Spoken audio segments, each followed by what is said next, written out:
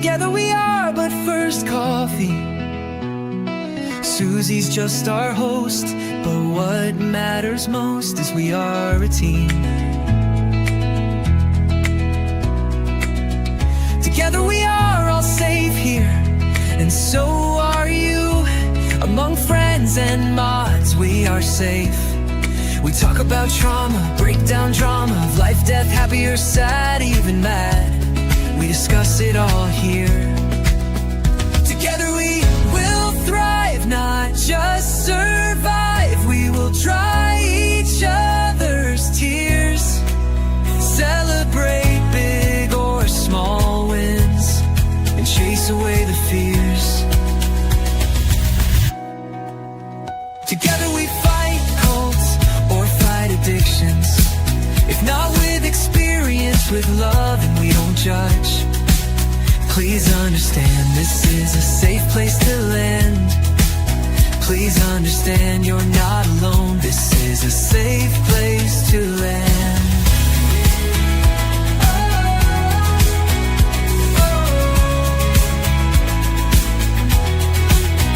Together we thrive, not just survive. We will dry each other's tears, celebrate big or small wins, and chase away the fears. Because we are but first coffee, and Susie welcomes us all here.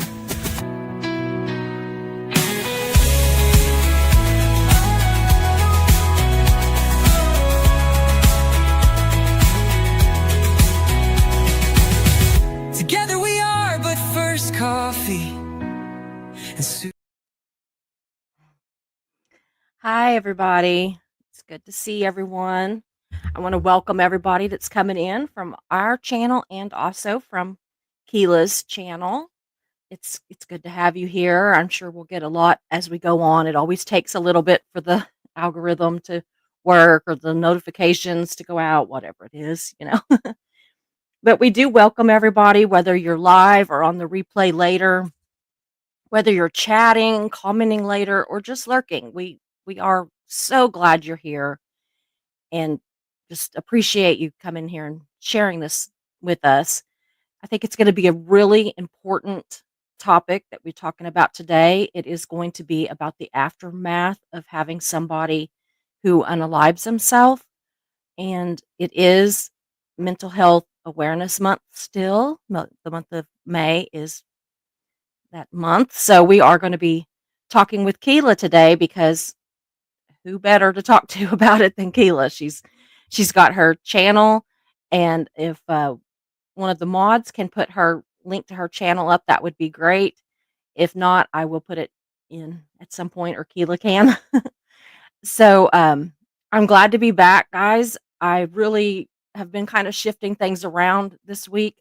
Whenever I took time off to let I got my eye scratched last week by my dog, and I took some time off to let that kind of heal and not be in the lights and all that.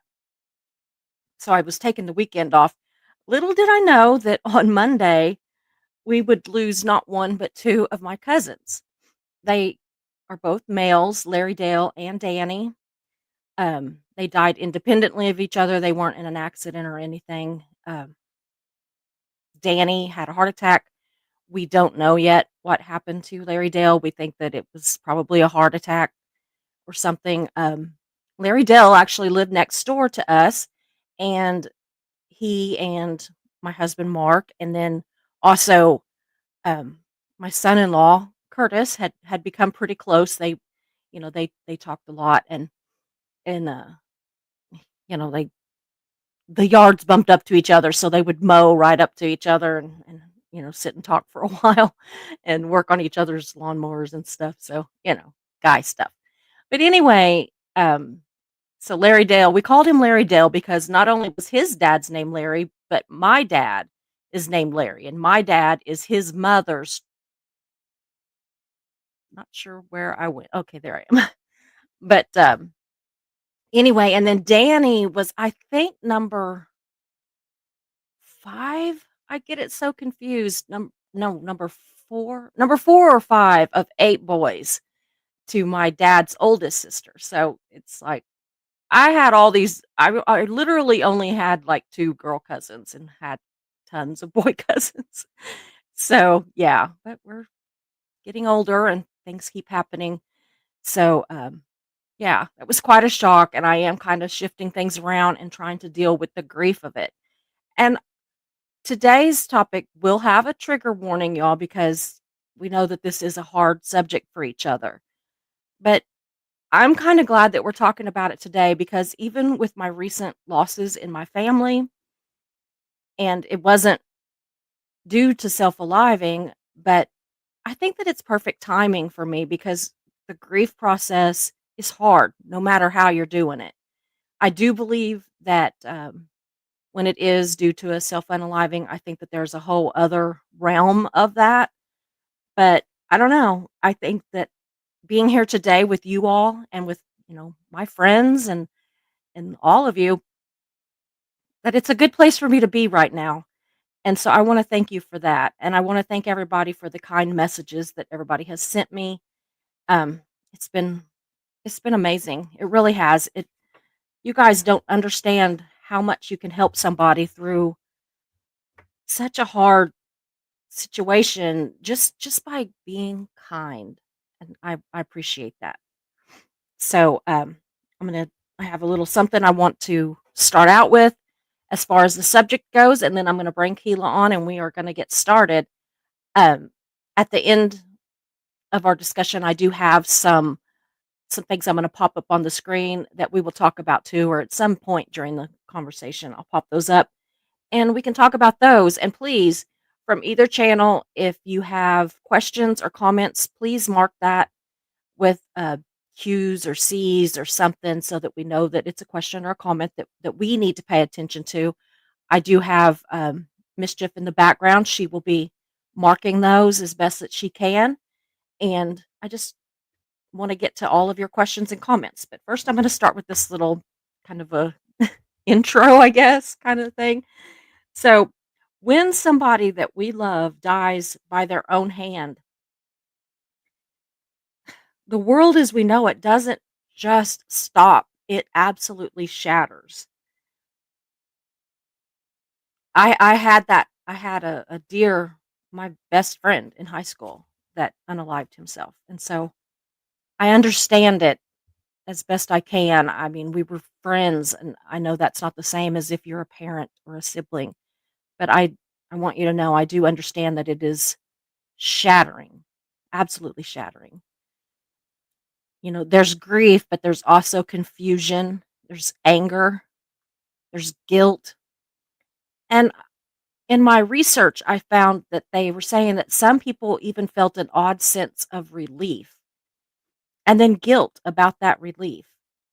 And we just want you to know that all of those feelings, they're okay. It is okay.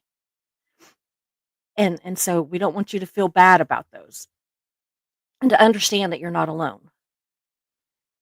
It is a grief that doesn't follow the usual rules for those left behind, and it can feel like you are walking through a really deep fog, trying to carry some huge weight that that other people can't even see. So, if you've lost someone to their own hand, you're not alone. Your pain is valid. Your questions are normal, and your healing through this messy and very slow process is possible. So at this point, I would like to introduce Keilah and bring her to the stage and, get her to talk a little bit about where she comes at from this situation as far as, the mental health profession, but also her own knowledge of this great loss and how that can affect somebody. So I'm going to bring Keilah on. Hello. Hi, how are you? I'm good. I'm good. I am so sorry that you aren't feeling well, and if you need to cut this short at any point, we could absolutely do that. I just wanted you to know that. I Thank I kind of like blanked and didn't say that when we were backstage. Oh, it's But I fine. want you to know, I'm okay. yeah. But if, you know, physically, mentally, anything, if you need a break, you just let me know. Okay. Okay. So anyway, can you tell people just a little bit about how you work with people with mental health issues, both professionally, and tell them about your channel? I really we did put the link in the chat, but I Yeah. want just for those that don't know. Um, so I was a paramedic. I still am. Um, and I was working for an ambulance company. And my mom has always been a psychiatric nurse my whole life. She's Wow. got her master's and all that. Well, Wow. and I'm sorry, my throat is really hoarse. And I was always around it. I swore I will never do that. I Yeah. will never do, don't say that. Never say never. Yeah, don't say the extremes are not gonna happen or they're gonna be bad. Yeah. So, my mom decides to open up this business that no one else had, and she Oh. saw it. She's very, I don't know, she always thinks ahead. Like, she Mhm. thinks ahead of, what could we do for everybody, people like this, Yeah. because she was the director of nurses at the crisis unit. Then they shut it down. Imagine that. It was all about money. And don't get me Mm. started on big pharma and pharmacies. That's Yeah. what my PCP was here a while ago. She goes, "Don't get me started." And and so she decided to open. We bought. Well, she built a house, and when I say house, I'm talking like 4 bedroom, 3 bathroom. I mean, and then she Mhm. bought the one next door. So we opened in '04, '04, '04. And it was Oh, weird. wow. And then we were full. Like the first week, we were full. And Yeah. because we got our nonprofit status 82808, I had filed for that and we got it because people don't have the money Yeah. to have somewhere to Ugh. live, buy food, buy their medicine. They just don't have it. So my Mm. mom, she did it and her dream came. Wow. I mean, 21 years. And it's people, we don't Wow. take anyone under 18. We don't take Mhm. anybody with that SA background at all. Yeah. I do No, that's understandable. background searches. Now, we do hospice patients also. We have the ones that have lived there and just, I mean, their son lived there 18 years. The age Mhm. in place law allows us to keep them. Otherwise, we wouldn't get to keep them because we only got the license to give them room, board, do their laundry, take them to the doctor, order their meds, just about everything. But Mhm. to do that, we would have to it would be unaffordable to them. We're not funded by government funds, anything. They pay what they Wow. can pay, and then we get very blessed, and I've had to walk in faith a a lot of times. I didn't know where we were gonna get the next food for them. I mean, Yeah. but I didn't worry about it because I just didn't. It always happened, and I was like, it was a God thing. Mhm. And, Wow. we never, I mean, it would get close, but never did it take us down, and not even the hurricanes took us down. Wow. That's amazing. The Tell me hurricanes took about a it. lot of people down. Rita, Ike, Imelda, Harvey didn't touch the everything around us, it did. My house, it did, Wow. but my, not my facilities. One that's in bet there's a well house in between.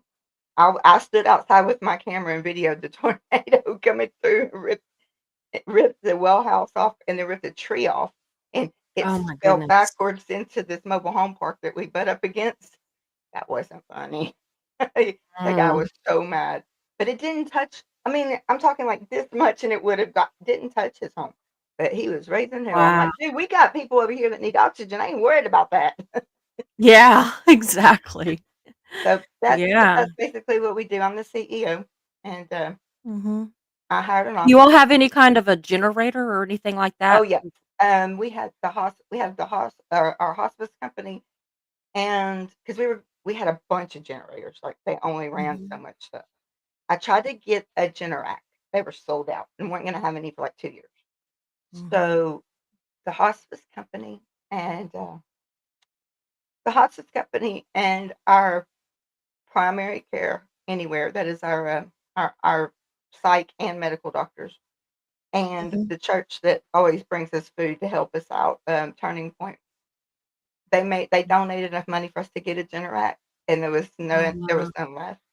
So they went and bought us the one right down from it. It runs the whole entire house.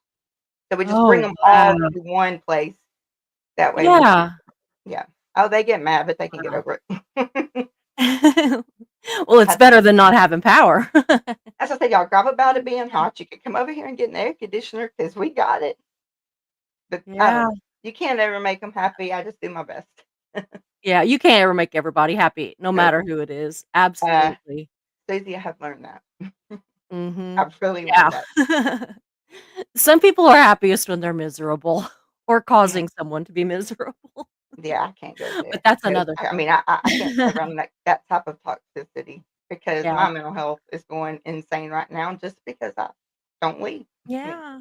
Yeah. Yeah, for those of you that don't know, Kayla is really suffering some serious physical health situations.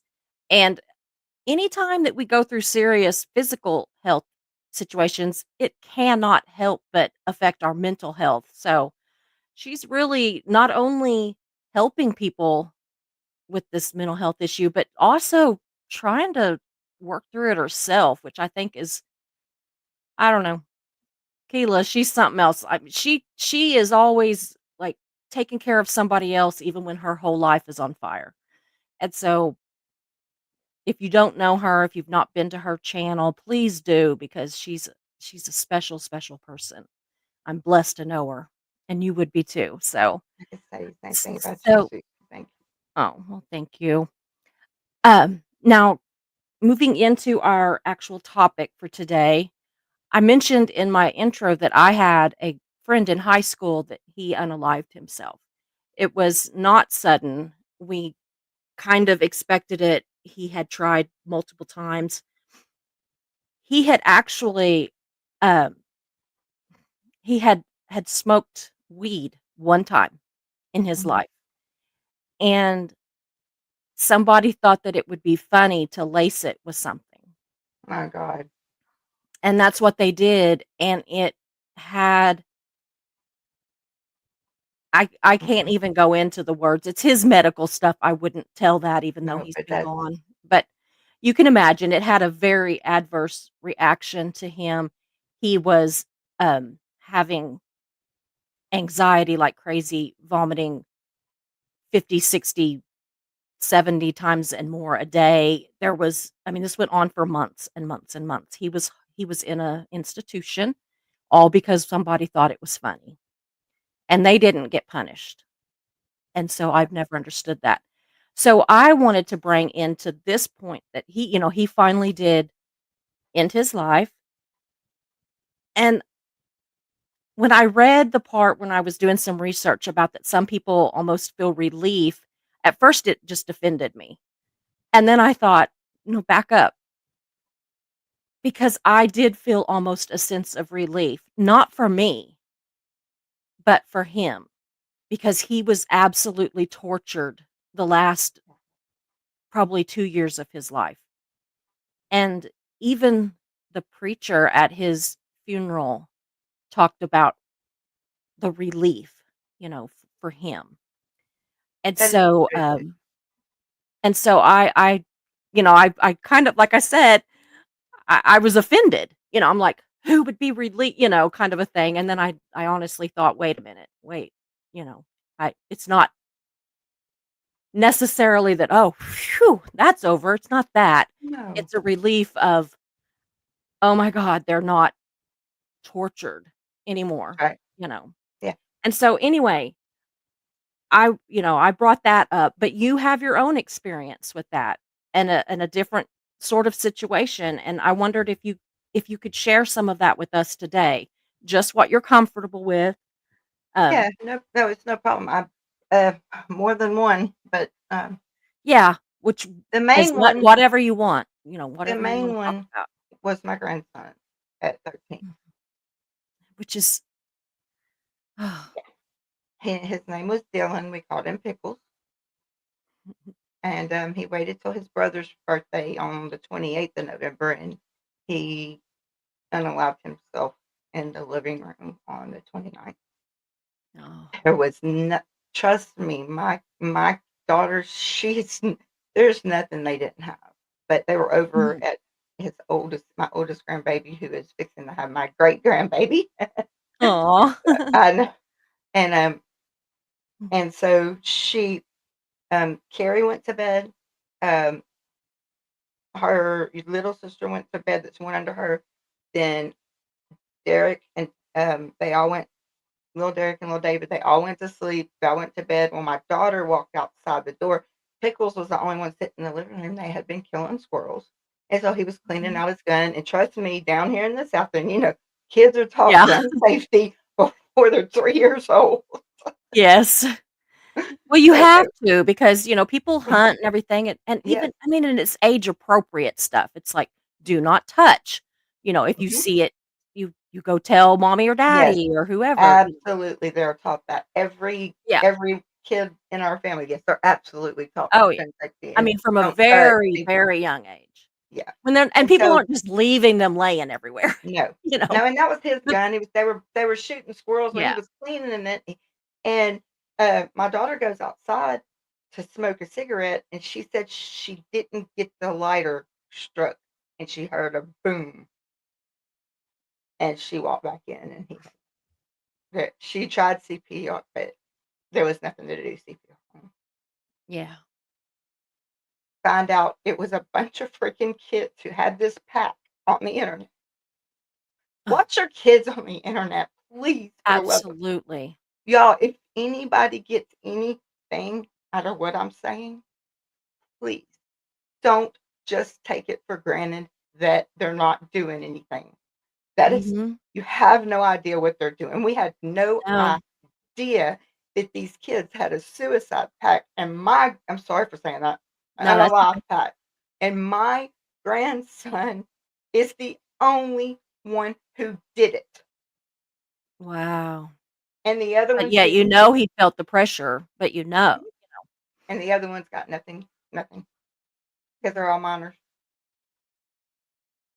Well, that's with this I mean, the people that, the person, we're not sure which one it was. It was a married couple that he was actually living with. It was his cousins, and they didn't get any kind of trouble, and they're adults, and I just don't Mhm. understand why we don't take that kind of stuff more seriously. You know, I this wish they would. caused his death. It caused Exactly what's causing it, and that's what we were like, "He's 13 years old. He was gonna be 14 on Mhm. March 9th." I'm like, "How the heck did Yeah. why did he do this?" We'll never know except that pact that they had between the kids. Mhm. That's not okay. No. And, there are some as young as 8 that, Mm, unalive themselves, and it just just absolutely just watch your yeah, kids. That's all I'm saying, watch your kids. Even if absolutely. you think they're not doing anything when they're not there, I'm not saying. 'Cause I know how it feels, but just you don't feel like you're giving them their safety and trusting them. Mhm. I would rather my kid not trust me than not be here, Absolutely. and I'm not their Absolutely. friend, I'm their parent. Absolutely. I wanna show a couple of slides that I have kinda as we go along that I think might also, um, bring, more questions and stuff, and what I would like to do is I wanna show these first couple, and then I wanna talk to you specifically about the aftermath of the act, because the act is one single act, and the aftermath of it goes on That for so long, and so I wanna kind of try to hit and miss where we're at so that we kinda keep people kind of informed as we go, so I I hope I do this right. So, let's see, I want to add this one. Okay, so the scope of unaliving yourself today, and it says understanding the broader picture of unaliving yourself can help survivors feel less isolated, and make sense of the unimaginable, here are some key facts. In the US, someone dies approximately every 11 minutes. Over 49,000 lives were lost to unaliving themselves in 2022, the Right. highest number ever recorded in a single year. Can you imagine? And look at the year, though. Yeah, Look at the I year. was thinking that too. Look at the Yeah. year. Look at the year. Mhm. As if as if the, health issues of that year weren't bad enough. Right. The mental health, which is a Yeah. health issue. We need to Yeah, mental remember health that is that is a health. Yeah. So it says that men die nearly 4 times more often than women, although women attempt more frequently. And the highest rates by age group are among adults aged 45 to 64. Guys, that's right in my age range, a lot of your age range.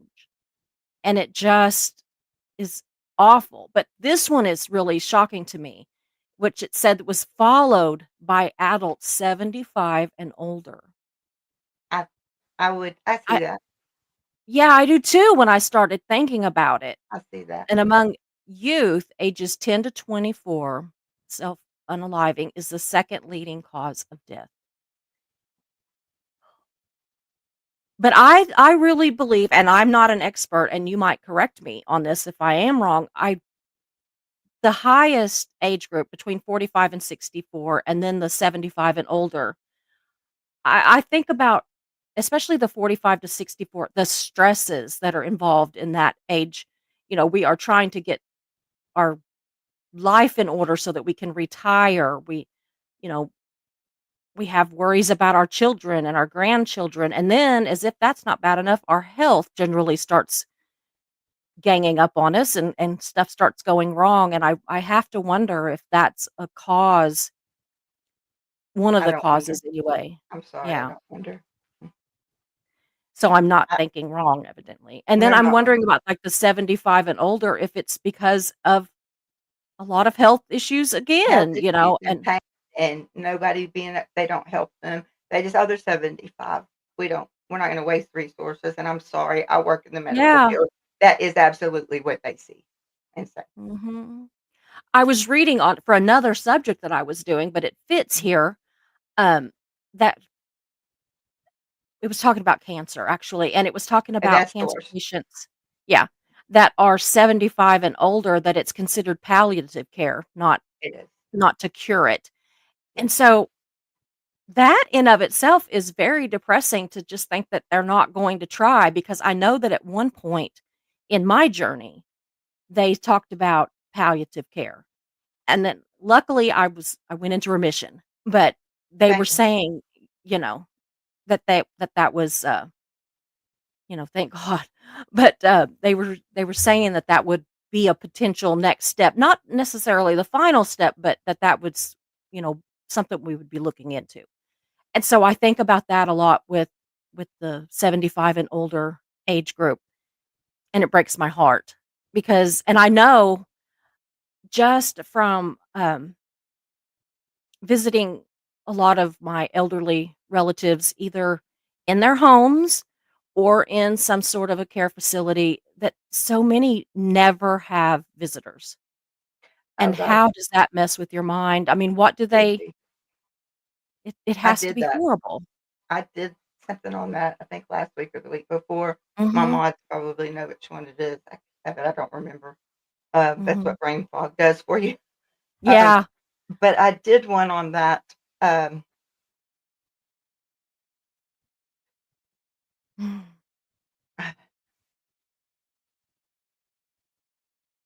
I It's just ha have a hard awful. time talking. Yeah.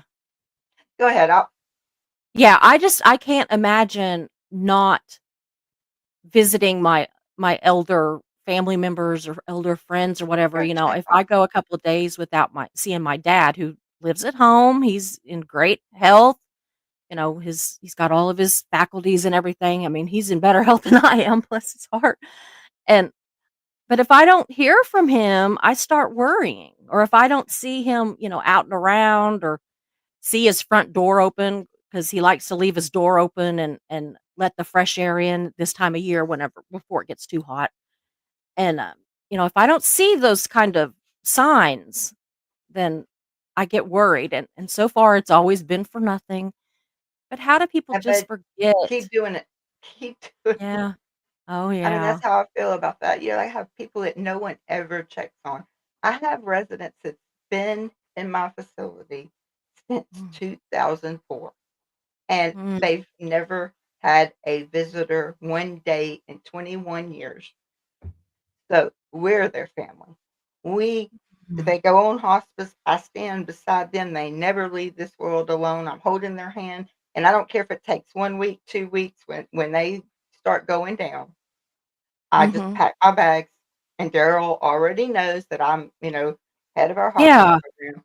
I'm going to be gone until whenever, because when they get to the point, then the nurse lets me know it's you need to come. And I go and I sit until it's over, and they will never be alone when they leave this world, ever. Yeah. Not my residents. I don't. It's just not going to happen because they see things that we don't. I've been Absolutely. Too many of them have been there, and I seen every one of them looking, just and talking. And then I read the book Crossing the Creek, Mhm. and when I read that, I had such a peace and understanding Mhm. more about it. But that book, and Mm. it's not even a book. It's what it is, but I mean, it's free, and you can read it on the internet. But it's Mhm. Crossing the Creek, and it's very informative. What I was going through with all of my residents, just because they have been there so long, they're elderly, life was precious anyway, and they only had. I mean, they start going down when they start going down, and they signed a DNR, out of hospital DNR. We support them. Mhm. So Man. that's why I can see the older, because Yeah. they don't have a Absolutely. place to go like us. They are alone, and they don't wanna be alone. Yeah. Here in Tulsa, we've had in just the recent, like, less than a year, we've had 3 cases that turned out to be it was a murder Wow, unaliving, but it was older couples, and they were from very affluent neighborhoods, all of them, that you would have thought that wow. they were living their golden years, really, and As yet should be. we come to find out that they're not. So, here's another little on there, the LGBTQ plus and youth are at a significantly higher risk, with more than 40% seriously considering it, according Yes, to the Trevor Project's 2023 national survey. Veterans, indigenous communities, and rural residents are also disproportionately affected. yes. And religion can be a protective factor, but experiences vary. Some religious communities reduce risk through belonging and support, while others may increase risk if they continue to stigma or rejection, especially for LGBTQ plus individuals. I know that I grew up Baptist, and it was just strictly, a no-no that, it was like the Yeah, sin that couldn't get right. past kind of deal. Yeah, Unforgivable sin the and everything. unforgivable And sin. yeah, and Right I there with just, you. I think that is again man religion. Yes, ma'am. I don't believe that, as a believer, and I don't wanna go into all the religious parts of it, but No, I since got it is on the board, you know, I do wanna say that I think that that's one of the things where I think God is much more aware and forgiving and in tune with what's going on. He knows what is He going knows on in the our amount of hair lives. on our head. So, Absolutely. And so I just don't believe it. I don't believe that there is just nothing you can do. I don't believe it. Because I do believe that it is a mental illness, and the key word being illness, some and that's some not people something that you can some people do it, though, help. just there's some people that don't have a mental illness. They do it Yeah. for for different reasons, and men usually do it away from. Now, this is usually. I didn't use the word always, but Yeah. they don't tell anybody. They get everything in order. Yeah. They go somewhere where their kids or their families are not going to find all of that. Yeah. Women, on the other hand, and this is my opinion, although I read it Mhm. and it is fact, but I'm going to use it as my opinion. Yeah. Um, wi- is that women, um, sometimes it's an accident because having borderline, um, if you have borderline personality disorder, they don't mean it's the most dangerous one. They do not mean to do that. They don't mean for them to not live, but they will go as far as they have to go to get your attention. And then they go too far and they're gone. Mhm. And that, I Mhm. mean, that's how borderline personality disorder works. So Absolutely. watching, like the ones in my facility, they are watched closely, especially like example, when she goes and beats her head on the concrete till she bleeds, till somebody has to give her attention. Oh my goodness. So, yeah, personality disorders are not my favorite thing to deal with, but I mean, it is what it is. Mhm. But if they make all these Yeah. plans, they have a plan, they have everything the way they're going to do it, they set everything up. Men are more likely to do it away, and women are more likely. And I'm going to say vain, and I'm probably going to get 1,000 mean comments for that. But No, but I I mean think women are vain and they want to be seen, so it ends up where anybody, where they can find, mhm, unlike the man who doesn't want to be seen. See, my mhm, brother-in-law did the same thing. My baby sister, she walked out into mhm. the garage and found it. Mm. So, I mean, we've had quite a few. My dad, Wow. so my adopted dad, yeah. So Yeah. So let's see I what this just think, next slide is. Okay, this is a good one. yeah. Key reasons that preteens may die by their own hand. Hold on, and I'm also going to pull it up on my iPad because I can't figure out how to move it around. Oh, So anyway, I'm going to have to read out the last little bit of this one. So okay, key reasons that preteens and teens may die of their own hand. Mental health struggles. Most the most common underlying is mental illness, especially depression, mhm, anxiety disorders, bipolar, trauma-related disorders, which is PTSD, and substance use disorders. Mental illness in children can be hard to recognize, especially if it's mistaken for teen moodiness or acting out. Absolutely. Absolutely. Now, here's where your grandson would come in. Bullying or peer rejection, not necessarily rejection, but peer pressure. pressure. So, That's a good idea. yeah, bullying, especially Cyberbullying. cyberbullying, but I think of that as pressure also, not just Absolutely. bullying, has been directly linked to youth unaliving themselves. Children who are targeted for their appearances, race, disability, or identity, especially LGBTQ plus youth, are at a slightly higher risk. Yeah. And it also says, um, hold on, be nice if I get on the right page. Social exclusion or humiliation can feel unbearable at a time when fitting in matters so deeply. But that can It also does. be on the cyber pressures, the peer pressures. Like your grandson was feeling a pressure to, with this pact that was I going think on. the social exclusion and humiliation Yeah, probably where he was at, even though those friends of his were all supposed to do it at the same time. yeah. Wow. Ugh. Okay, so it also can go into family dysfunction or abuse, youth experiencing physical, emotional, or sexual abuse, domestic violence, or neglect may develop deep hopelessness. Parental divorce, custody battles, or exposure to addiction or mental illness at home can also contribute to emotional distress. Now, I fit I in want to, every single one of those categories. Everything you just read, I literally have been through.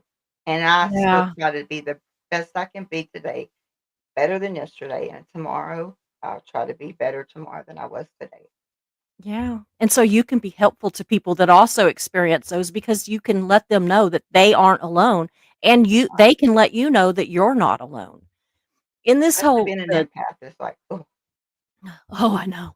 In the whole the family dysfunction or abuse thing, I want to talk just a moment about my grandson, my oldest grandson. And he did not, thank God, do anything, but he contemplated it. And it was a situation where his dad, his biological father, who he and my sister or my daughter were married at the time, and they went through a divorce because of this.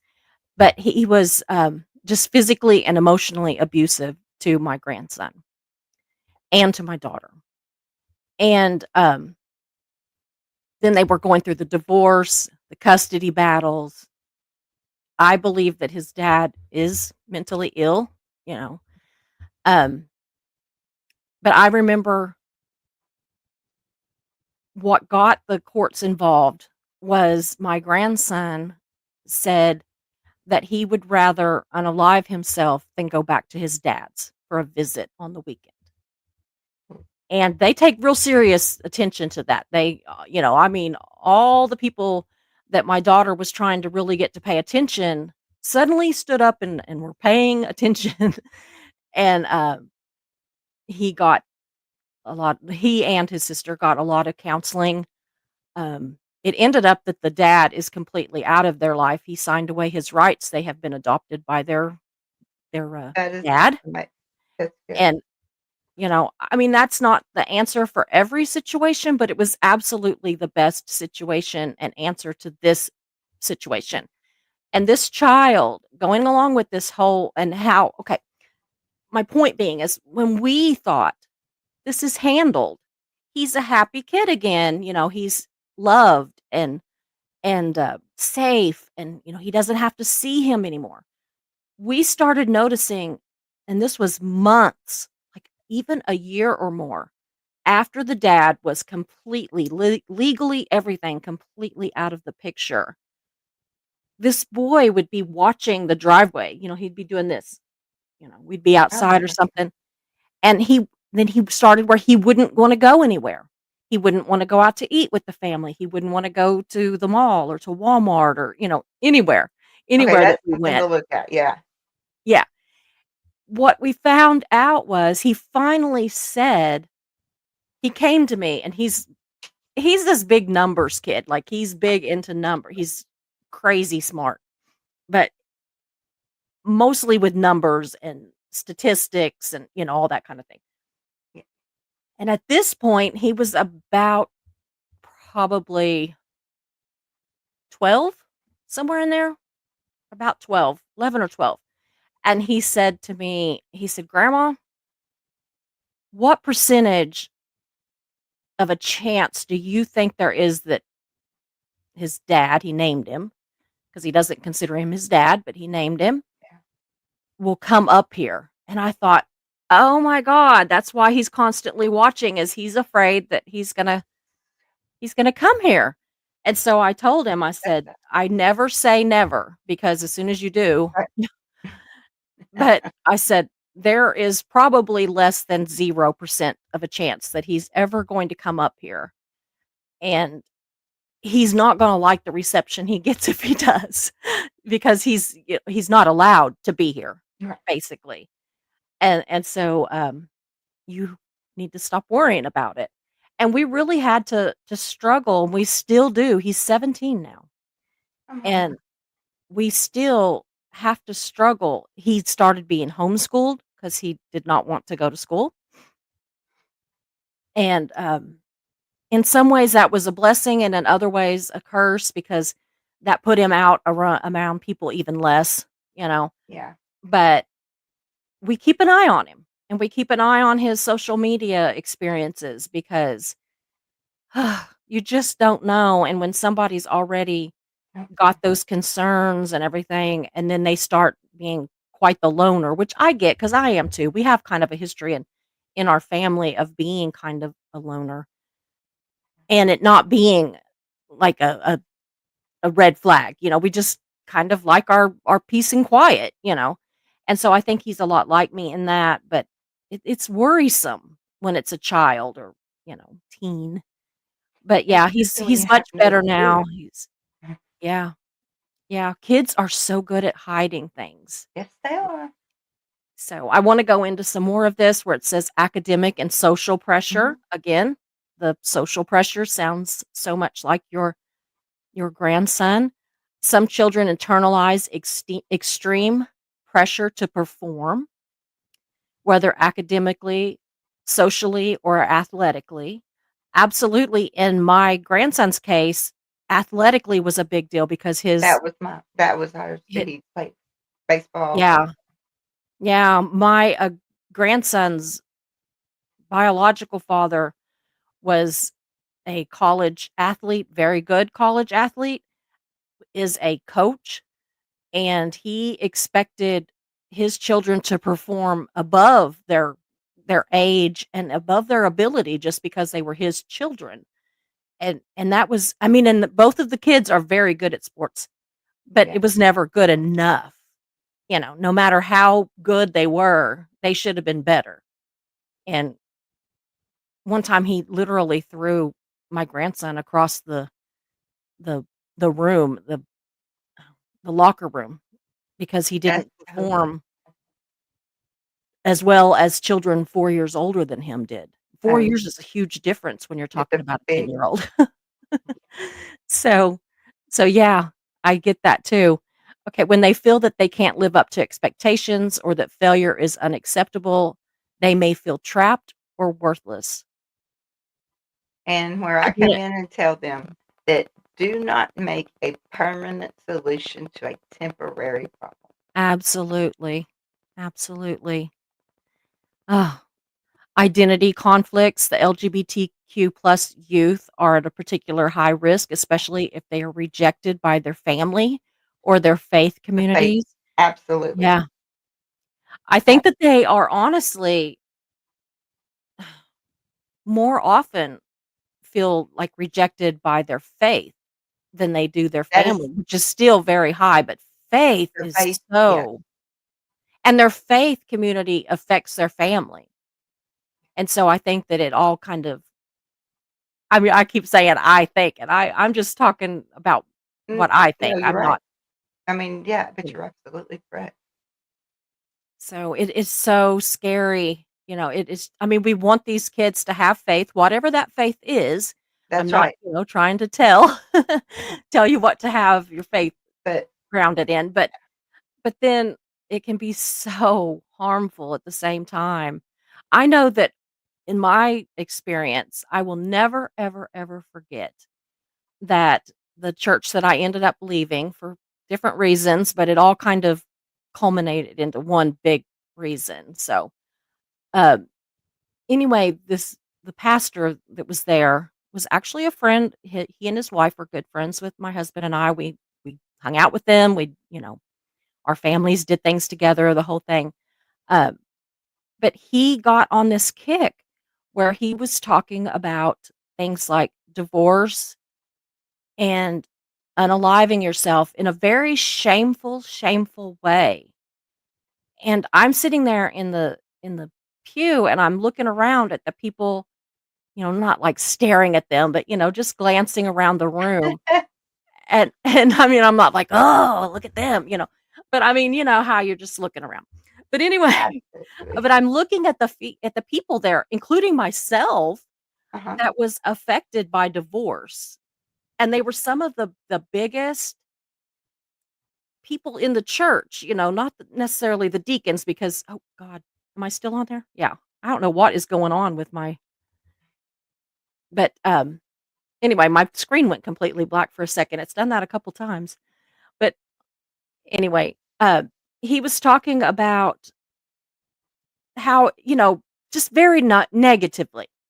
Right. And his wife's parents were divorced and she's sitting there listening to how it he was the way he was talking about it was that it like that it's not only them that are, terrible for having gotten a divorce, but that it affects the children, not in that it affects them by being depressed and upset about it, but like almost like that it affected their salvation. And I just wanted That to is go up there and such a slap cracker the crap. shit out of him. I know. I mean, I'm sitting in the pew and I'm his freaking secretary. That's And crap. I Yep, was I'm with like you. I was like, "That was not in the notes that I typed for you. What the hell Right? are you talking about?" And he would do the same thing with unaliving, and her brother and her dad ended up unaliving themselves Oh separately, my but. And I'm thinking, "How is she married to this man that is talking about her family members?" because sometimes there's nowhere else to go. Yeah, I know. And it just I don't know, it just really I have several friends in this it community broke that are in the me. same position, and Yeah, they talk to me all the time that what I can't if they don't wanna go, I can't make them. absolutely. Absolutely. It breaks my Oh, heart. yeah. So another one, we talked about the identity crisis of the LGBT community. I have a dear friend of mine who I'm trying to talk into coming on and talking. He could talk about several subjects, but he's in that community and he's been completely just disowned by his whole family. Oh my He god. went through conversion therapy at the hands of his church. Okay, that is not okay. Yeah. It's Yeah. not okay. And so he has attempted to unalive himself, but he's in a good place now, and I thank God for that every day. Yeah. He he actually did not lose his faith. He kind of looks at it different than he did, where he was at then, as far as that specific church and everything, and trust me, so do I. It's a different church than I went to, but most of my family members actually go to that church and participated in his, you know, Yeah, counseling. I had to drive So past I have to drive past the same church every mm, day. Well, I don't drive anymore, but I have to ride with yeah. whoever's riding driving Mrs. Daisy's turn. They'll come and get me, and I mean, I've went out like 3 or 4 times, gotten out of the house, and, we pass that church Mhm. every time I look at it, and I wanna throw up. It's so icky to me Yeah. because Yeah. when I was essayed from their it was my adopted dad when I was 2. They so I would have his last Mhm. name because him and my mom were married, and then my sister between them, she was pregnant with her. They wanted us to all have the last name. Mhm. I will never use that name again, number 1, but nobody heard me for 4 years, 5 years. I'm Mm. screaming to the top of my lungs, and all I was looked at as a bad kid. Mm. I did I'm just saying that because I don't wanna get in trouble. She's just a bad kid. I wasn't a bad in Yeah. fact, I mean, I had a 4.0 all the way through law school. I'm not I'm not a bad kid, and I wasn't a bad kid, and that kid that's still inside of me was never a bad kid. That kid reacted to what was being done. Mhm. And the preacher, when I finally called my Sunday school teacher one night because I couldn't take it anymore after all these years, she picked me up, went to her house. I stayed the night, went to that church the next day, and I had to look at them just a smiling. I wanted to throw up right there, but my little brother came running. Mm. And before Oh. I could grab him, he uh, yeah, grabbed him and wouldn't let him and he was like, "Dad, I wanna go see Kiki." Aw. He went there and come to find out this last year, my brother had the same thing done to him this whole time. He's been in the Marines. His wife of 20 years Mm. divorced him, took his dog. Mm. It's not if you've got one in the family, don't bet that that's because my other 2 Yeah. stepsisters came out and said that happened to them too. It Oh all my finally goodness. come out, and I don't have to get Mm. revenge, and I've forgiven him. But that church and that preacher that told me to keep my mouth shut, I don't need to hurt a good man's reputation. At 14 Yeah. years old, what do you think? Yeah. Oh my goodness. My mom Yeah, ended up having whenever COVID, so whenever I go anywhere, anytime we leave, um, our house, the direction that we go, 9 out of 10 times I pass that church, and I always think about my friend going Mhm. which he didn't do his they did his conversion therapy at his home.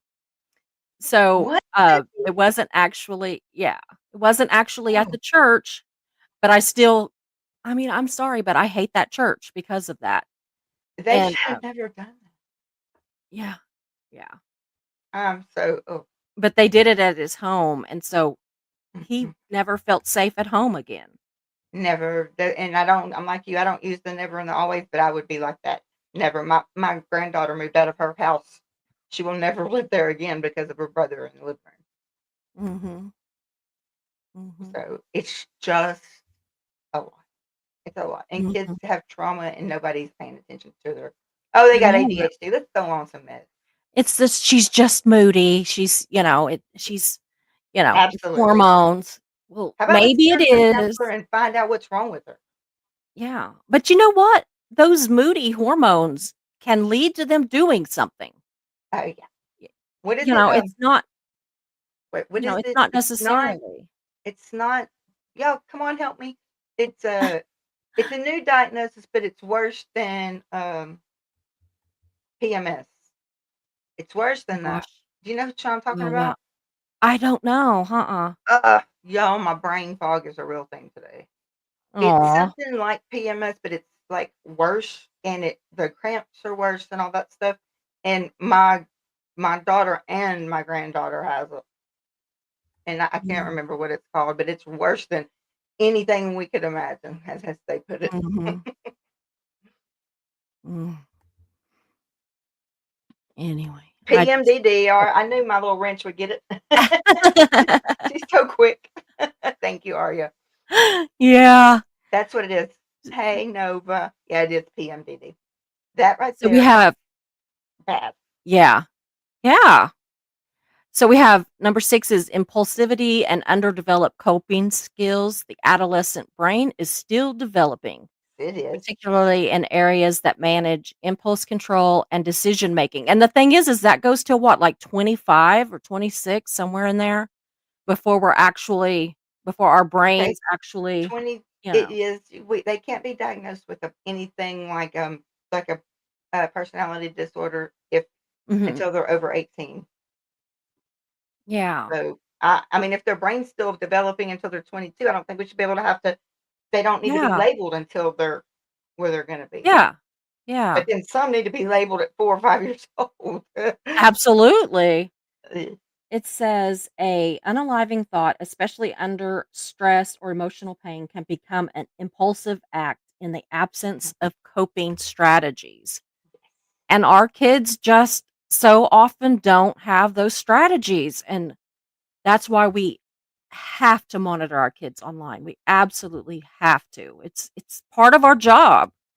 And they are going to get pissed. They are going to get mad about it. They're going to feel, all the feels. But I think that if you start from the beginning and not just jump in one day, of course, if you haven't started from the beginning, you're gonna have to just jump in one day. But, to future generation, start at the beginning. Always monitor those situations, and that way it's not so, like, challenging to the child, it's oh, they not don't think so. they're just sneaking up and Yeah.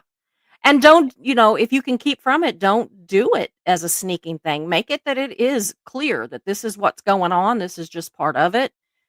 I Susie, mean, that's it's great just advice. part of, it's just part of your thank you. It's That's part of great the rules. advice. It is part of the well, I did that with my girls. I said, "Now listen, I'm not saying I'm going to do it, but if I walk up behind you and I glance at that screen and you click off of that screen, then Right. we're going to have problems. I'm not going to read your diaries. I'm not going to, I'm not going to like try to invade your every thought. But I am if I know something's wrong, I'm not going to stop my the one daughter. What's wrong? Nothing. Yeah, well, anytime you go, nothing. Something's wrong. Nothing, or they hide that computer screen, or they hang up the phone. Mhm. These are red flags. And so I would not rest. I wouldn't let it go. I we might kind of skirt around the topic for a little bit or like do something else where it wasn't just me standing there saying, "What's going on? I wanna know now." But Yeah. I didn't let it rest. I always made them talk to me and made them tell me what was going on, and it ended up a lot of times with a lot of tears, but it also ended in hugs, and now they're glad that I was, kind of They have aggressive with plenty my of friends. They parenting. don't need friends, they need a mom. Yeah. I used to say I was an aggressive parent, but I didn't mean that like, like angry or whatever. I meant it like that I went into it like, "I'm your mom," That's and how you yeah, that's you know, we you can got plenty laugh of and cut friends. up and do all that, but Yeah. I'm your mom, and I'm sorry, but my rules my rules are what matters, and I'm gonna look at that screen if Anytime I I've want heard to. "My house, my rules," Yeah. I've heard that so much. Yeah. I know when my daughter moved back in with us when she went through her divorce and she moved in with her kids, I remember one time I said, "Do you remember when you were a kid?" And I said, "My house, my rules." She's like I'm like, she was like 20 something years old then, like in her late 20s, and I'm like, "I don't care." You know? You're not Age gonna don't mean go a thing. no, you're not gonna stomp off into the other room and slam the door or whatever like a child and not be treated like a child. Don't take my phones away and I might not be a jerk. My Yeah. mom. I I love my mom, but when I had to go in the hospital, she takes my phone. She would take your phone. I was, like, cracking up. I Mark get on would my be like, iPad and put the movie "Under up the over. covers, under the co" Well, you're, like, I kinda was hiding. committing a felony there. I told my mods to keep me protect me from myself. It Mhm. was supposed to have I posted it. Oh my god. I was on some major drugs, Ivy. That was not Yeah, my fault. yeah. Mark would be It was like, a "Have you heard how-to from" video. yeah, "Have you heard from Keilah today?" And I'm like, "No, her mom took her phone. I'm waiting for So her to let me know she's got it back." I'd carry that I'd carry my phone around with me and wait for that ding. I'd be like, "Oh, Keilah's got her phone." and my mom would not she go outside and she didn't realize I had my iPad open to the so I just put the YouTube page up or something or a news, just put Mhm. something up there. And that way when she walked out that door, I clicked back over, I was texting everybody. But if you're doing this, so are our teens. So are our And kids, and thank that's you. I'm what 51. If yeah, I'm doing this, then those kids think are about too. exactly, Susie. All right, I don't let Mhm. her commit anymore. I didn't Yeah, realize it was a please. felony. I was like, y'all take it off, take it down. Oh, Aw. Mm. Anyway, so let's see what's on the next one. this is really good information. I thought so too. Really is. Um, it says what we can do, listen without judgment, create a safe space where kids can feel heard even if you don't understand everything. Take warning signs seriously, including talk of feeling hopeless, changes in behavior, withdrawal, or giving away possessions. Yeah. That's the big one. Yeah, giving away I start possessions, giving that stuff really away. yeah, I've seen that happen. I, that's the main one. Talk about self-unaliving directly and calmly. Asking about it won't put the idea in their head.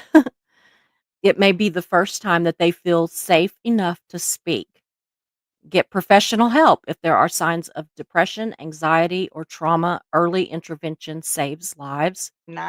Buil 988. Yes, Sorry. 988. Build protective factors. Let me see if I can yeah, here we go. Um,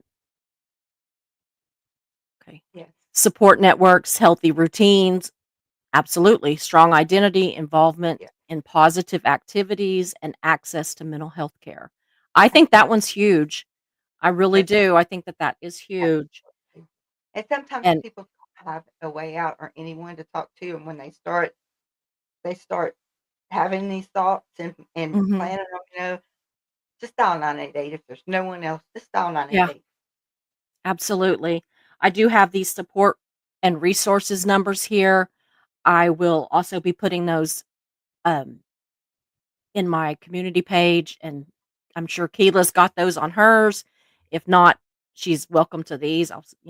I send really these like to this. you. Yeah, I have some resources about this is really neat, Susie, because I mean, NAMI is who we work with. That's who went and wrote the legislation for our type of company. The head of NAMI Mhm, and my mom.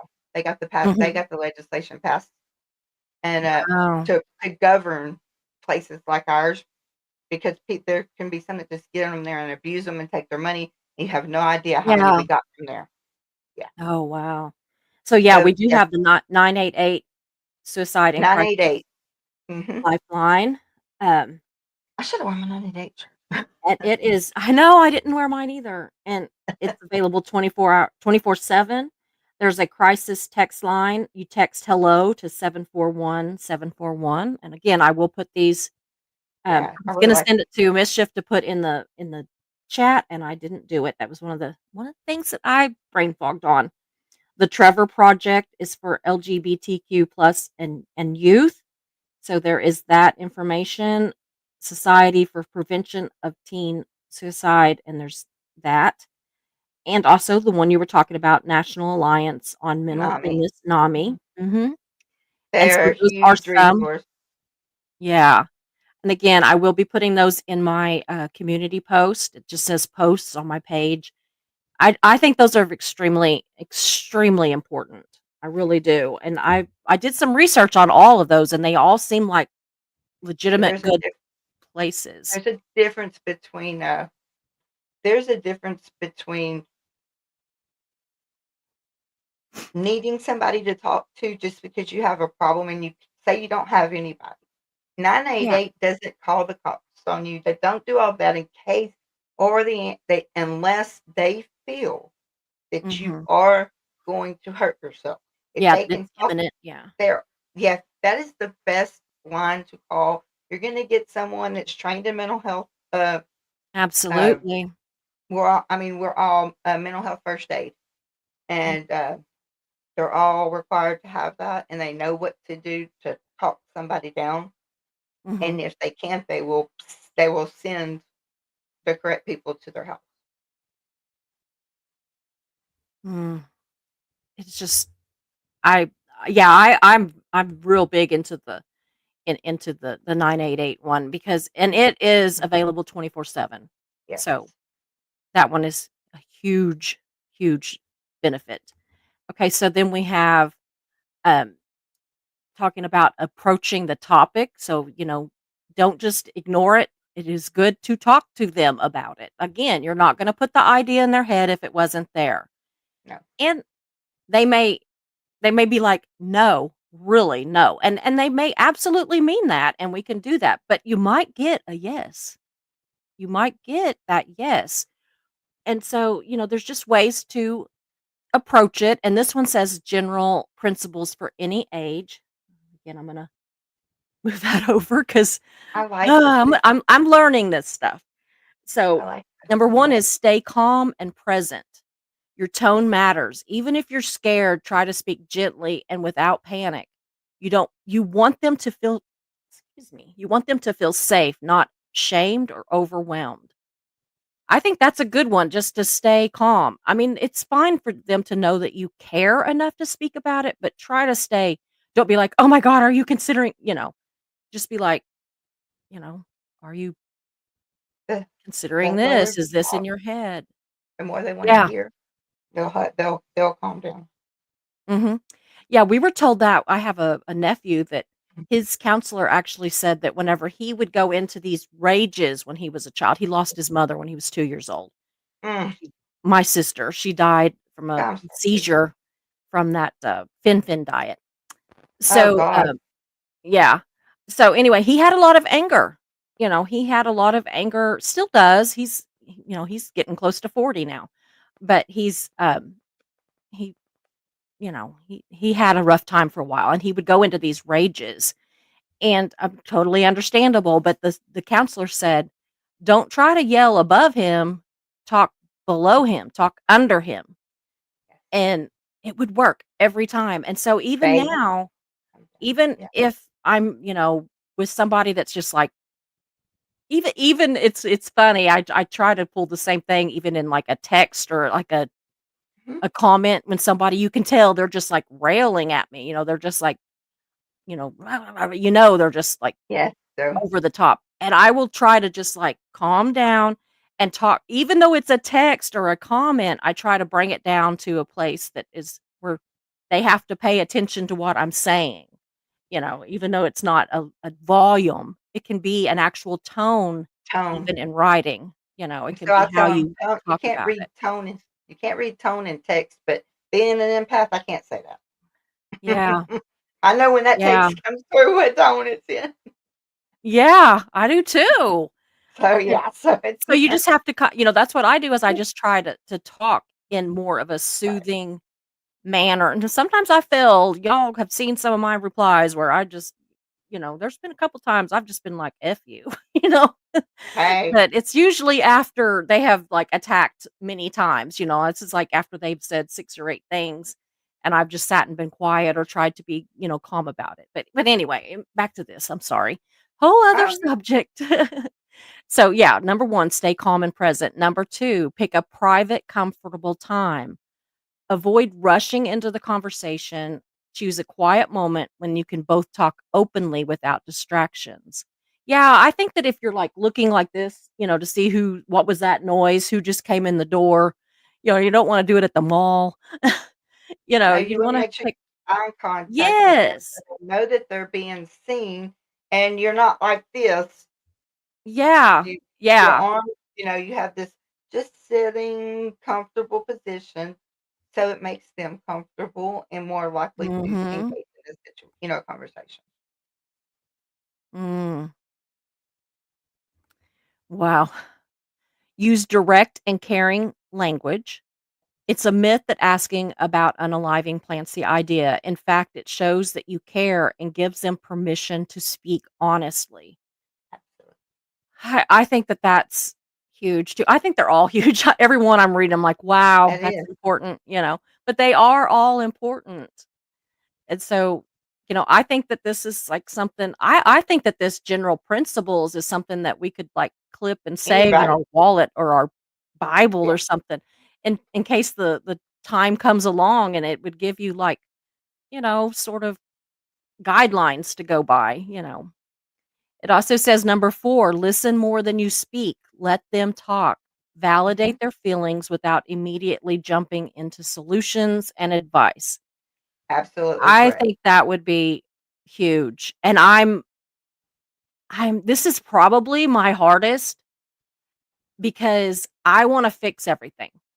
Like, if somebody's upset, I mean, like, okay, for instance, when you were in the hospital, I was Mhm. trying everything that I could to figure out how I could get down there so that I could, like, even just take your mom out for coffee or I something, know. give you It some time, give her some time, all of it.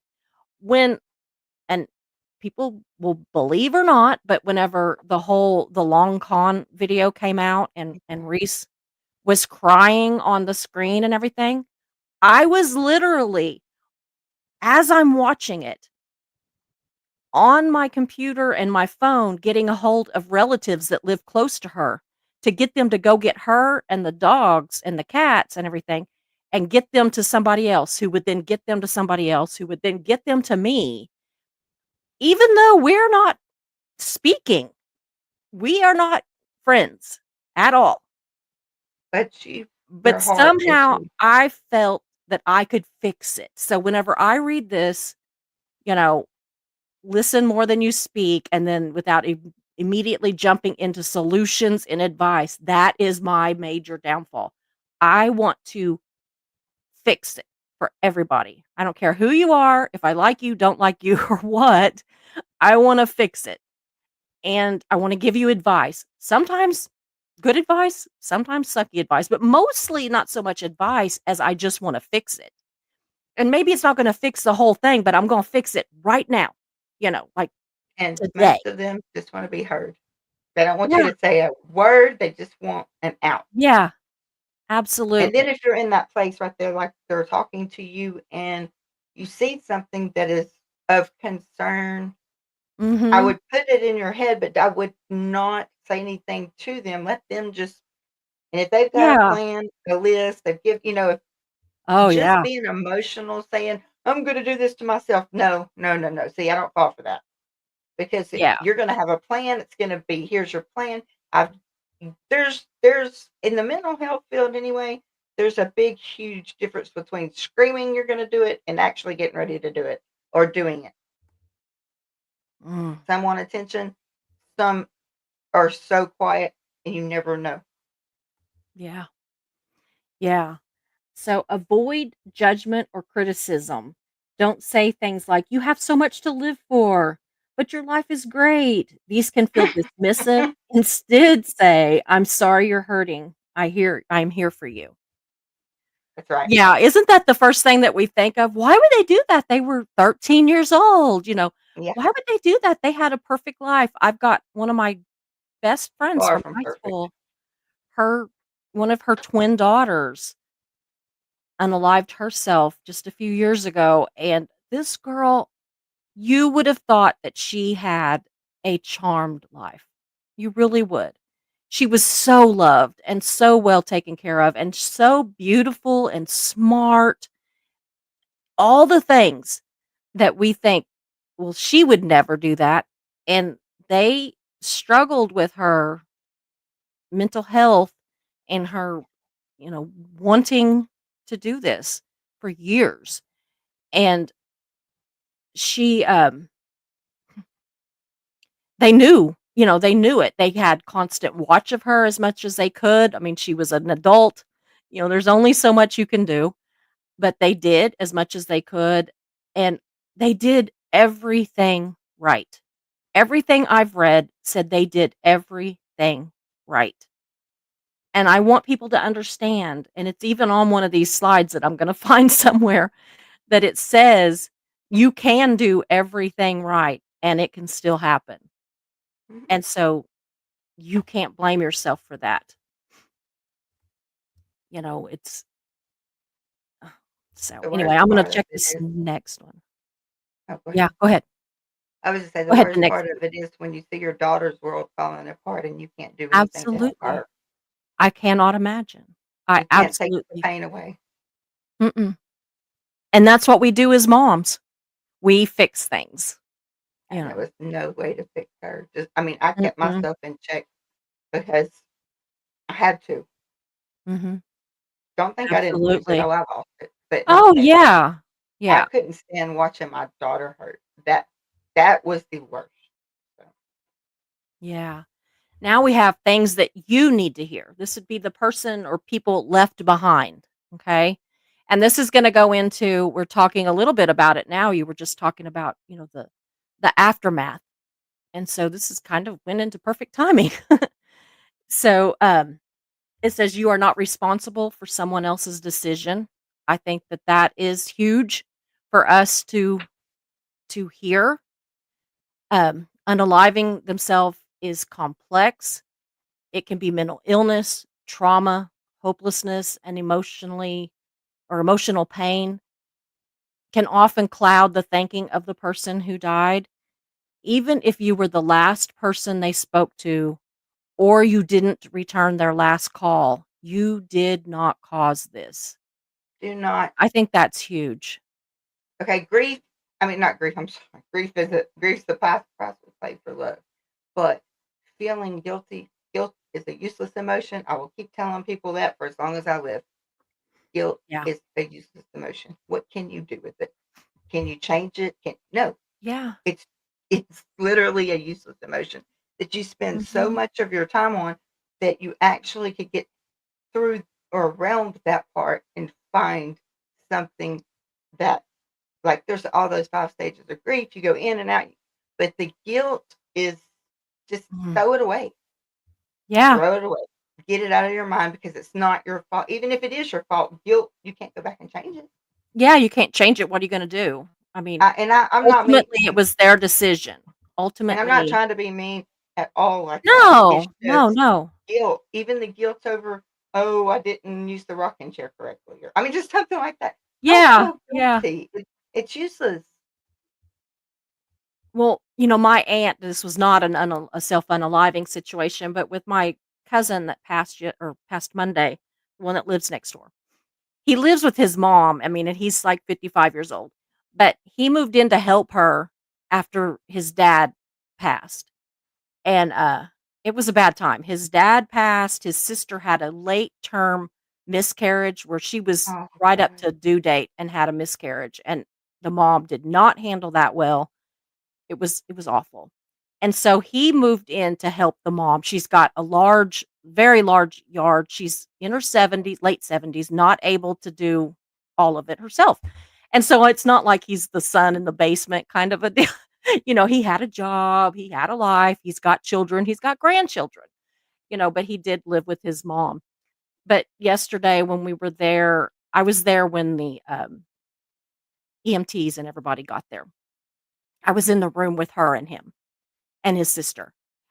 And the grief and the guilt that the mom felt, and she was just going on and on and on about that he hadn't felt well the day before, and that she shoulda checked on him sooner that day, that he hadn't got out of bed all day, and that she shoulda checked on him and all this stuff. And I said, "You can't do this to yourself." So even I think a lot of these things, why I'm bringing this up, is that even if it wasn't due to a self-unaliving situation, grief still does these same things to you. It's just that it's the self-aliving is a whole other layer of it. And and so, but I think, that's what I kept telling her yesterday was that you weren't gonna change anything. He was obviously laying there watching TV. He looked like he was just laying there watching TV and fell asleep. And I said, "What were you gonna do? If you'd have looked in the room, you would not have seen him in any kind of distress. You would have seen him laying there watching TV, and he'd probably been like, 'Mom, leave me alone. I'm fine.' You know, I'm fine. Leave me alone." So what was she gonna do? But, our minds just do these tricks to us. And I think that whenever it is a case of somebody that has unalived themselves, that it has to be even more so. That especially if you were the last person that talked to them, or that you didn't return their last call. When my sister passed, we were arguing, and I had hung up on her, and she died 2 hours later. Now, it wasn't she didn't unalive herself. It was a um, I forgot the seizure caused by this medication, but I still to this day carry this guilt. And so I'm here to tell you, and I know that Kila is too, it is a I useless, just like she said, it is a you useless emotion. You didn't sorry, cause it. I apologize. This is my physical therapist. I thought I heard somebody out there a while ago. My dogs are going crazy, and he said I didn't answer Oh, my phone because, oh, no, he just said, I drove by to make sure you're okay. That's how oh, much they care yes. Do about you an need to entire. go? No, no, no. He just said, Oh, okay. we'll talk more later. The last person I saw was close by, and I wanted to make sure you're okay. Aw, that is so sweet. Now Yeah, see, that is so sweet. people Number do still 2 care is about people somewhere. oh, yeah, absolutely.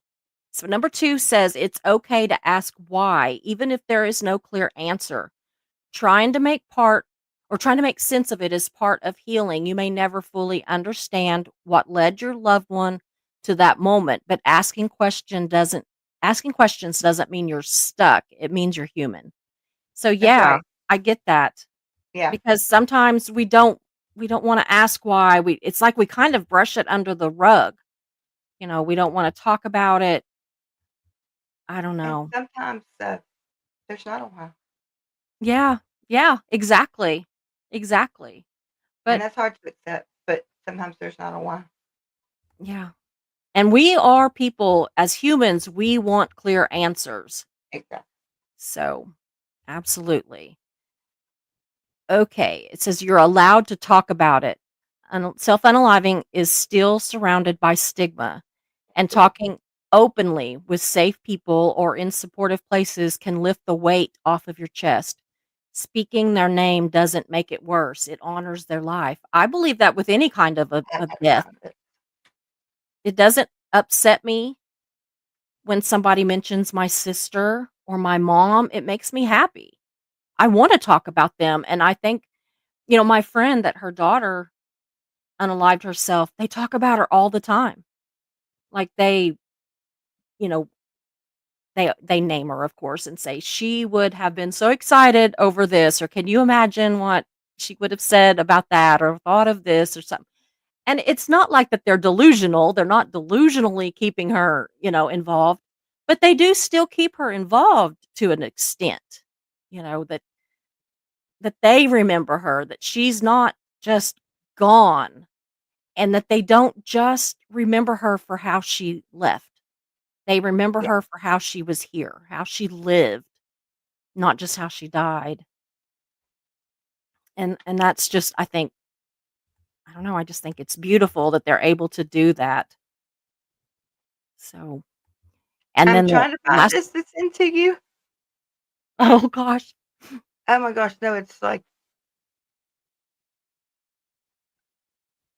Is it something to put up on the screen or yeah, people probably already know what it is. It's just it's a poem, and it's "Do not stand at my grave and weep. I am Oh, not there." yeah. Yeah. If nothing else, just send it to me and I will put it in Yeah, with I'll do with that. the other stuff. That'll be great. So, yeah, send that Okay. to me. So, It's the great. last one on It's really here great poem. oh, it is beautiful. In fact, I've heard that recited at some actual funerals or Yeah, memorial services, and I think it's absolutely. beautiful. It says, "Joy is not betrayal. Smiling again, laughing again, living again. These are not signs that you've forgotten them. They are signs that you're carrying them forward in a way that honors their memory and your own life." Absolutely. Absolutely. That's what we try to do with my sister, even though she didn't unalive herself, but that's what my friend is doing with her daughter. I think that that is huge to do that, to bring them along with you, to not forget them, not ignore that they lived. Just, but don't live only in their death because that's just going to bring you down and then we're going to be having to worry about you too, which I is have something that happens a lot. that joy is not betrayal. It's Mhm. not. I don't know how else to say it, Absolutely. but we go through grief. It's the price we pay for love. If you didn't go through grief, then you didn't love, and that's a sad existence. Mhm. So really is. But Absolutely. I did feel bad about laughing and smiling, but I then know. I mean, it really is. It's hard, and like I say on my channel, we can do hard things. That's one of the hardest, Absolutely. and they want you to keep on living. It wasn't you that your life ended. There's a Yeah. big picture, and we don't understand all of it. Mhm. So I've learned to laugh and smile and talk about him, and just because I Yeah. know he's okay now. I finally got to accept him. Mm. I cannot imagine, whenever I think about you and your daughter, and it No, being that's a what I can. 13-year-old, it just absolutely devastates me to think of these kids and the situation with your grandson where it was a pact. It wasn't Yeah, even that he was, you know, in such a bad place or whatever. It was that these kids, I don't think that they understand the finality there you of go. it, There you you know. go. Thank you, Susie, for saying that. They do not. It's Yeah. a like I said, it's a permanent solution to a temporary problem, Yeah. and they don't Oh, realize how temporary that little problem is. I mean, yeah. if you can lay your head down, know that we love you, know that everything's going to be okay, and then not have them because they did a permanent solution, and that temporary problem would have went away. Mm, So goodness. it's pretty tough. Yeah. So we've got this next one. I've just got this one, I think, and one Oh more. my So this is god, another I am big on listing places. I'm gonna put Susie, I these in have the all this, but I don't have it like you do. I like the way you have this laid out. This is amazing. I'll send it to you. How's that? I'll Oh, send it and that please, way this you is can just have amazing. it. Thank Yeah. you. I'll tell you where I got it. I asked for, sources and, Uh-huh. help resources into that, chat GPT or Yeah. whatever that is, or yeah, that. Oh, I know. I use them all the time. And they listed all of it up for me. I was so shocked. I use them to make pictures, but I had no idea that I could get, like, all these resources, and I was, like, struggling trying to find these places, and I thought, "I'm gonna see if it would tell me," and it just, like, within less than a minute, I had all these places, and I was like, "Wow, that was a lot easier." To save the awareness voices of Uh-huh. education, we've been part of that Yeah. to So help with that. Alliance for Hope Uh, for Suicide yeah. Loss Survivors, um, SAVE that you were talking about, yeah. The Dougie Center, it has programs for children's, teens, and families grieving any type of loss, including Yeah. self-unaliving. The Trevor Project is for the Yes. LGBTQ plus. I got that all wrong, but you know who I'm talking about. And Yeah, youth there's and is really the families youth. seeking Yeah. Christ. Yeah. Mental health resources and community understanding, and also the Veterans Crisis Yes. Hotline. So, yeah, that one. That is the Uh, most that's the one that I mean, if you wanna start looking at statistics. yeah, yeah, yeah. It is scary. It is so scary. I'm trying to mark a few of these questions that I wanna to get to too, as I'm going. So if I kinda seem like I'm staring off to the side, that's what I'm Oh, doing. I And know then I we was over have here looking oh, on my other thing. this was actually supposed to have gone a while ago with some of the reasons why that children or preteens and teens do that. I got them in the wrong order. Oh, I don't But care, I anyway, like number it. 7 is social media and exposure to, Yeah, self-unaliving. Media portrayal of suicide, especially when glamorized or dramatized, can contribute to what is called suicide contagion, a okay, rise now I've never heard in that before. behavior. Yeah, following exposure to another person's unaliving themselves, including online. Teens who Mm, spend excessive time on social media can also be more vulnerable to comparison, harassment, and feelings of inadequacy. that's a true Yeah, statement. I had heard it, but not in a lot of discussion about the whole suicide contagion thing. There's, yeah, But that's yeah, but I found that very, very interesting, and I do wanna do a little bit more research on it. I kind I of really found this like one that. that's why it's off by itself, is that I by the time I got to this, I had Yeah, studied the other stuff and ran out of time. So, anyway, I'm just like, it is it is crazy that this is such it's almost a epidemic portions, I think, proportions at this you're point. right about It's that. so prevalent in our society that you know, I don't know. It's like we don't It even it's think sad about it that because much, you know? the only time they care about it that much is if we have something like that and, something with a school or public outing or Mhm. something, and then they Yeah. take and the first single thing and I know everybody on my channel is probably sick of hearing this, but the very first thing they do on the news station is, "Oh, it was a mental health. It was they have a mental health." Yes. When Yeah. actually, let the story come out and they didn't have a mental health, but do you Yeah. see them getting back on there saying, "We apologize, it No. wasn't." That's why the stigma is still here. Sorry I got passionate about that, but that's the truth.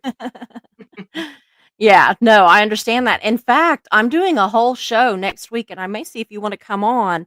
I'll get with you because, again, Okay. it's a mental health show, and that's one of the points that I'm gonna make during this show is that Mm, in things like, mass unalivings, yes. be it a school or a post office or, wherever, a music event, whatever, the Mhm. first thing they do is grab onto the mental illness thing, and that's They not do, always the case, and but this they thing that never I'm gonna come back. go into talks about that there is a difference. I mean, and obviously, the person is not right, you know, there's something not right, but they can just be bad people, and it's not always that it is an actual mental illness, and there are mental illnesses that contribute to you being a bad person.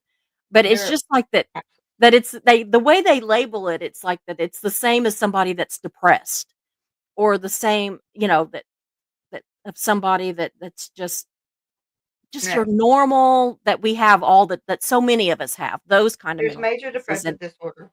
yeah. There's seasonal depressive disorder.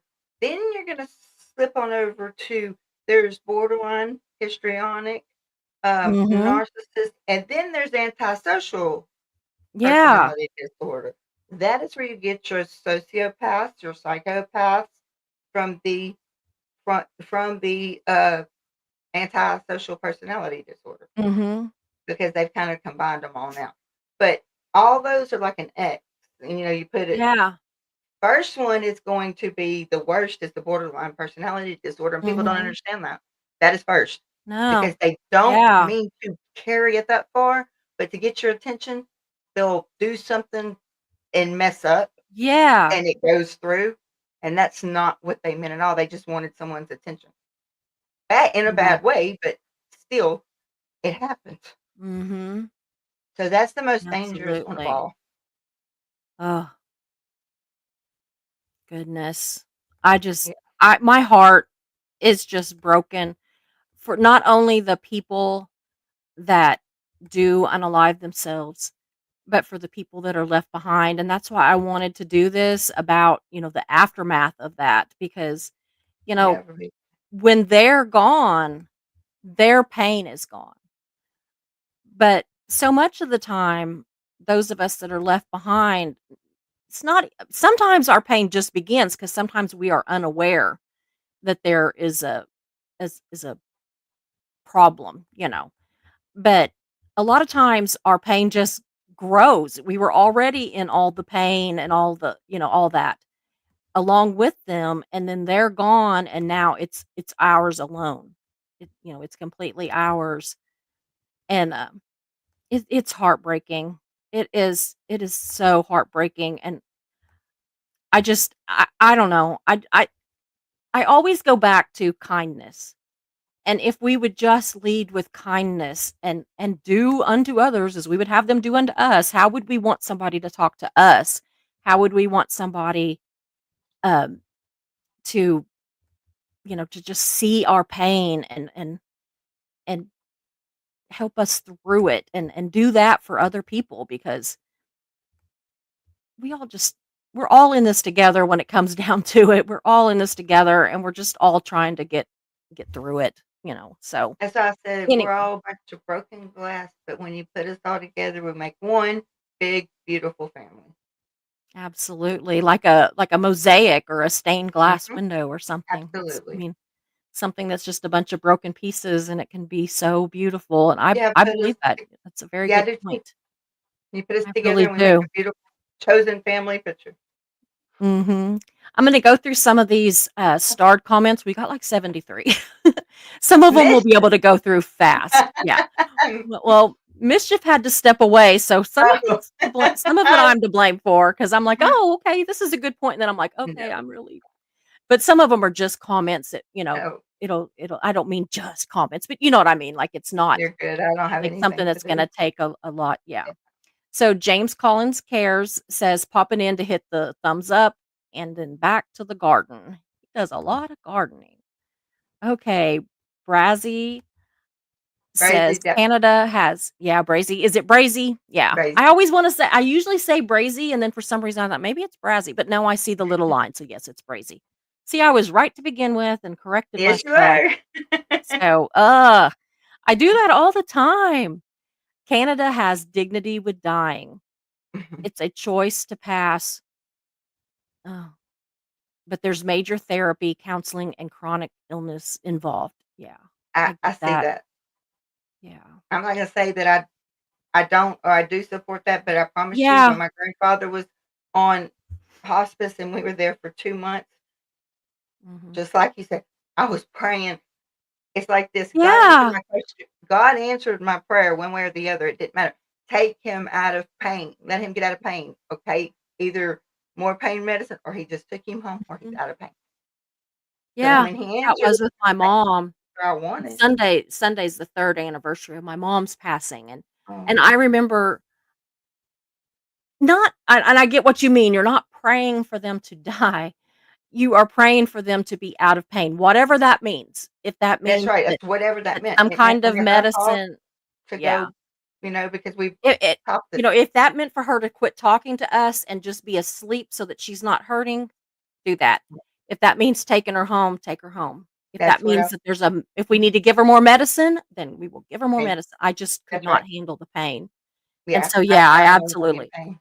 and so when she passed, as absolutely devastated as I was, there was a little bit of relief because she was not hurting because she was in so much pain.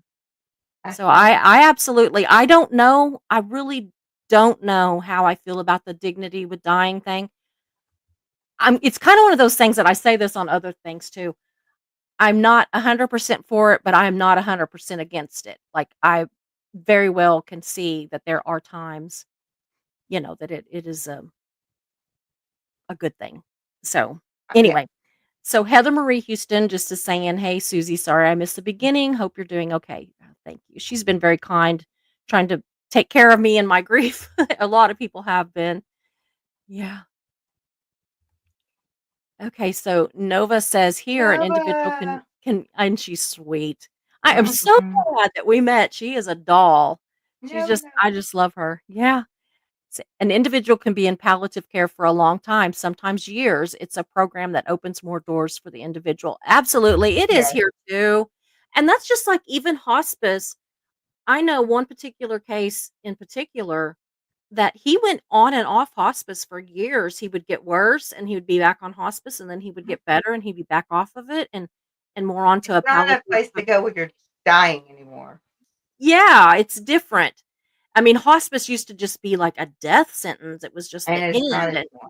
yeah, it's not anymore. This can go on for a long time. Eat more pizza says in detention facilities, staff is required to check on the inmates once everybody 15 Oh, minutes. It still happens. Yeah. yeah. I could see that, eat more pizza. Yeah. Aria says that it's so sad. Some of these, I'm just going to not, if they're just Oh, talking to no, each that's other, I'm going to okay. just let them do that. Jen Marie says that it's just too recently triggering for her, so she had to leave. That's fine. I want her to take care of herself. Wow, Heather Marie says, I've attempted 11 times. The Oh, first time was when I was 15. The last time was 2017. Oh, girl. pick up that I don't phone. even have words. Yes. If ever you have those thoughts again, please pick up that phone and not You're just never to, alone. I mean, not just to like a friend or family member, pick up that 988 and get them. And of course, Absolutely. friends and family, but these are people that are trained to get you past that initial, this is It's imminent. just that crisis that's right there happening. Yeah. Yeah. And then don't neglect to talk to family and friends and loved Mhm. ones because I guarantee that there's people out there that do want you to reach out and that do want to help. Yeah. Lady Victoria says that I hope you're okay. Yeah, absolutely. Ben Bacon Bit says, "Oh, the accents in this episode, it's going to be epic." Y'all, And your y'all, accent and y'all, yeah, a y'all, lot of y'all. y'alls. Yeah. Y'all. Yeah. So in case you haven't already subbed to Kila, there is her channel. Please go over there and give her some love and hit that subscribe button. You will not be sorry. She is awesome and she has some resources on Facebook too for different situations that you may find yourself in. Her whole deal is she will tell you you are not alone. If I can't be there, I will find you somebody that can be there. She has a whole crew, y'all. It's not just her. She is It awesome. takes a village. Yeah. I know that even whenever I feel just either, you know, overwhelmed, whether it be overwhelmingly happy, overwhelmingly Right. sad, mad, whatever. Sometimes I'll just go and even watch just one of your replays and Okay. just like hearing the words, and especially if I can have a live and getting in with the chat and everything, It is just That so nice to know that people are there and we are not alone. And what is amazing, and you say this too, I don't remember your exact words, but you will. Um, there are people in those chats that don't get along, they're absolutely. but they get along there, Yes, they do. and it is beautiful. I mean, there It's are a safe people there place. that I know that I disagree with, and I mean, I'm not saying that we don't get along, we just don't communicate because we are on different sides of things. And you know what? That But is your in there, we talk. absolute but that's your Yeah. absolute right, and that is one reason that I wanted this channel, and I tell 'em it's not my channel, it's everyone. That's what I say about this one. Yeah, it's not It's just my channel. I ours. couldn't make it, it's our channel. I couldn't do it No, without a yeah. team, and my team is pretty Yeah. dadgum bad. Yeah, they They're are. awesome. Like, when you were in the hospital and people Uh-huh. took over for you, it was beautiful. It was I was absolutely scared. beautiful. I was scared Oh, about I that, know. and then they did it, they picked up the pieces, and I was like, "Oh my god, they're Yeah, amazing." yeah. But I love the chat. I love it reminds me, honestly, Mhm, of the lifeboat, how it used to be, mhm. because when I would go to the lifeboat, I very seldom ever even cared what he was saying. I was paying attention to that chat. I was listening, reading what the chat was saying. And so much of the time your chat is the same. They are so great. And I love it because even though it's people that maybe I don't associate with for whatever reason, may just be I don't know them. But it could be that we have a difference of opinion on something, but nobody's rude. Everybody gets along. Everybody, they welcome each other. I've been welcomed by people that I know don't like me, and that's fine. And I know they mean it. They are genuinely welcoming me in because whenever I see them and I welcome them in, I genuinely mean it too. And it's just I don't Yes. it's beautiful. No, they really are, they're wonderful. It is a beautiful, beautiful channel. You have created with your team a beautiful place. Thank you. Thank you. Lady Victoria says she's so sorry for your loss. And Heat My Short says just got out of Femina stream. I'm hoping that you're all well. Yeah. Heat My Short says he's here for me. Thank you. Crystal Phoenix Rising was on her lunch. That's been quite a while ago now, but Out of that. Keep My Shorts has gotta run. His neighbor needs help with something. Well, I hope everything's Oh, okay, and, we will see you later. From a poet, Brian Lucas says, "You never lace weed with anything without telling everybody." right, Absolutely.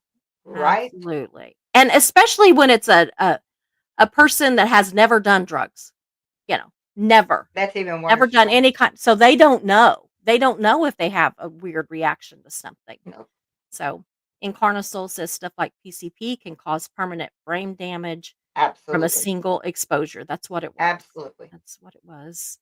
I So, know several yeah. people that'll never be back to theirself, and Yeah. that's so sad. He never was. It was devastating. I went Uh, from this amazing person. I just adored him. I mean, we were uh-huh. best friends. I absolutely adored him, not in a romantic type of a Yeah. situation. He had a girlfriend, I had a boyfriend, the whole bit. But we were very close friends, and I have never gotten over it. And that's whenever I was what was I, a senior in high school. We were Oh, seniors. wow. And to have to deal with that, Yeah. that's hard. So David says, I wish to be the bright or the brighter or the bringer. Sorry, I can read eventually. The bringer of sunshine, but I'm always raining on the parade. Oh, Aw. David. Uh, Here is Mare. She has got some of the most insightful things. She breaks my heart. I had a whole plan carefully plotted so it wouldn't directly result in my family finding me. And that is exactly what I'm talking about. Do you see the difference? Hmm. Man, I'm so sorry that you ever felt like that, and I wish that you didn't Absolutely. ever have to feel that. But she had a plan. She plotted. She was serious. And Oh, yeah. that for my family not finding me. Hmm. I'm so sorry, sweetheart. Don't ever think Oh, you I don't have know. anybody. We're here. Yeah. Absolutely. She is such a dear person to Yes. me. I'm so it's funny because her and Mischief both, on one of the lives whenever I first figured out that I'm probably gonna need some mods because this is hard to talk and, to try to, Yeah, right? you know I learned it the but, hard way. yeah. But, so anyway, I, like, literally, they say I threw wrenches at them. I literally just was like, "Okay, I see this person all the time. You are a mod. You're a mod. You get a wrench and you get a wrench," kind of. So they're like, "You gotta be careful. Susie will throw those wrenches at you." That's what I did. I was So like, here y'all, we need help. yeah.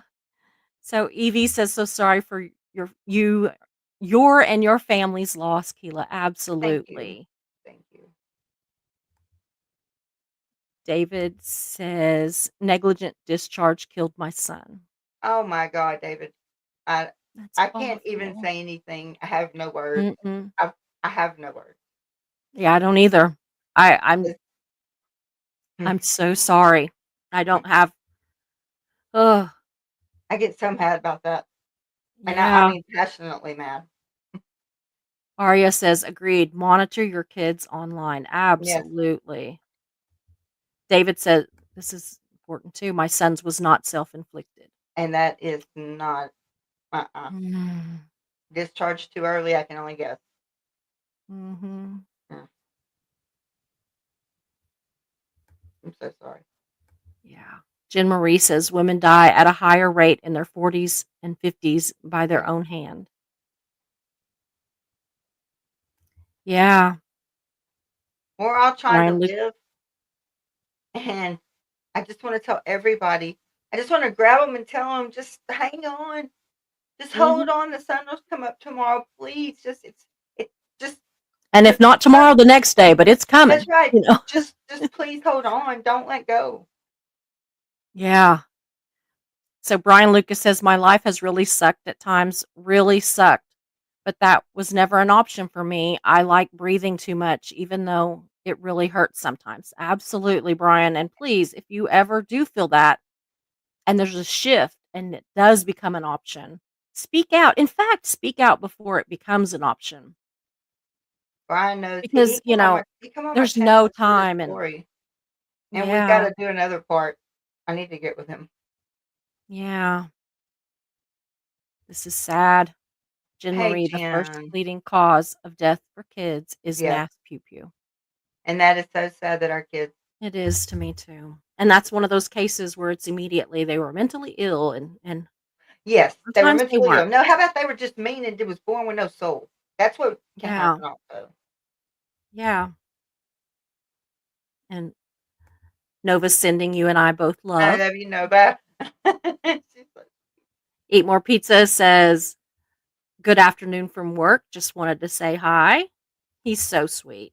He's mhm, just, yeah. Arya says, she's talking to Brian. She says, "I'm sorry, Brian, but agreed, life sucks sometimes. But like Keela says, we can do hard things or breathe in, breathe out. You breathe made out. it." That's it. So I told her, breathe Yeah. in, breathe out. You made it. Yeah. And sometimes that's what we have to do. Absolutely. Aw, it takes a special Oh, soul to do what you David, were doing, Miss. it made me cry. I know. Thank you, Whoops. David. Aw. Maris telling Heather, "My first attempt, I was 15. Glad you didn't succeed." I am too. Heather has Me become a good too. friend to me. She is so sweet. Have you met her? She's so funny. She does makeup tutorials. No, I need to watch. I need. Oh God, don't get me laughing. Yeah, we're gonna do one. we're, we're, go- we're gonna do one. So probably next week. I had to postpone the one we had planned because I Oh, scratched my eye, and I'm not allowed to use makeup until after Thursday, which is what, oh, tomorrow. So I'm hoping that we can get together next week. I've had to really, that, it just one thing after another. I had to move stuff around this week. It's just been, yeah, and I started it by having to go to the doctor. yeah, yeah. I was like, oh my God. It's all your fault. It's Keela's fault. I started it. They know. Yeah.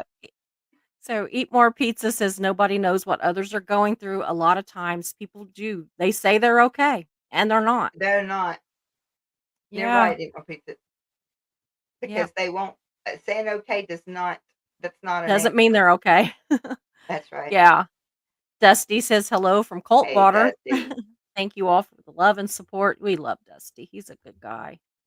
Yes, Wow. thank Here's Mayor says, had a friend unalive himself in his 20s because his you. family disowned him for being gay. Broke my That heart. breaks my heart. Yeah. I am so happy that my friend did not succeed. Um,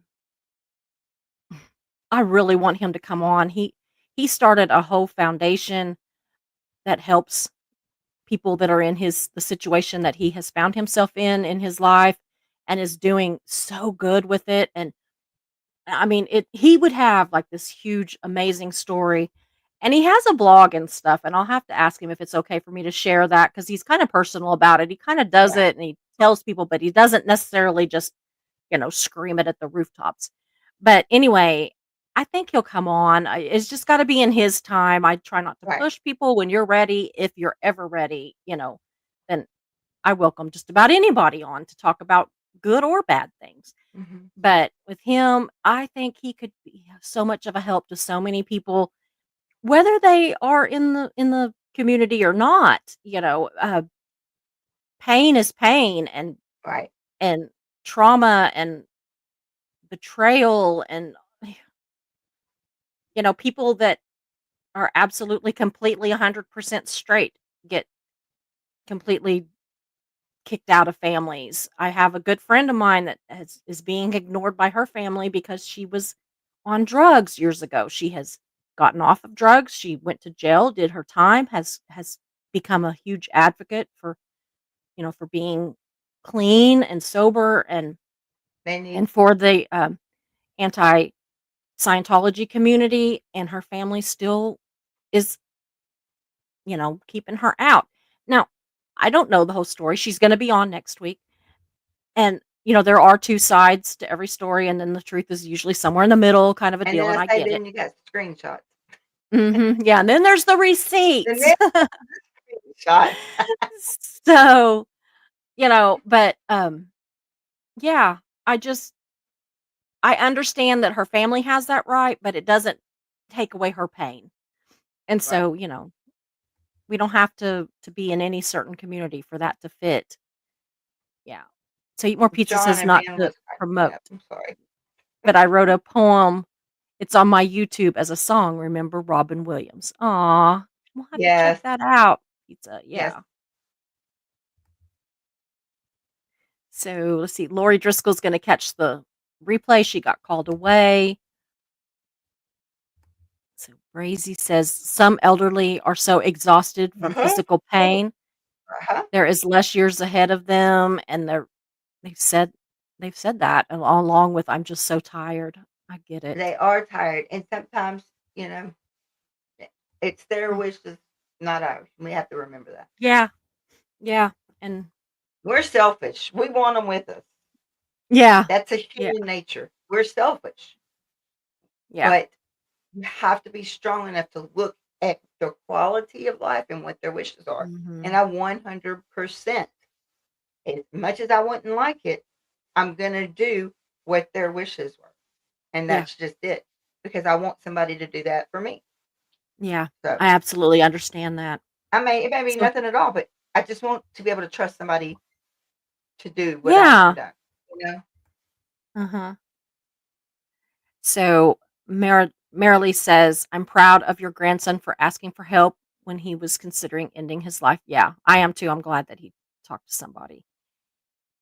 Or yeah, she's proud of her grandson. Yeah. Yeah. Yeah, I am too. I am too. Yeah, he's on the spectrum and he was often bullied. I don't understand that. I mean, I know That it's the why do truth, we have but bullying still? I know. I just want to they learn that shit at home. They have to If be you taught hate because you're not born with it. Yeah. Yeah. Mm-mm.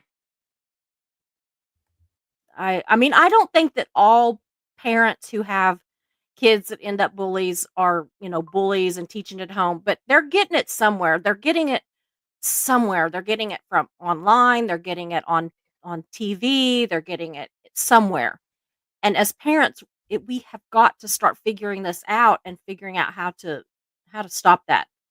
I mean, it's not fun and easy, but it is one of the things that we should be doing as parents. Yeah.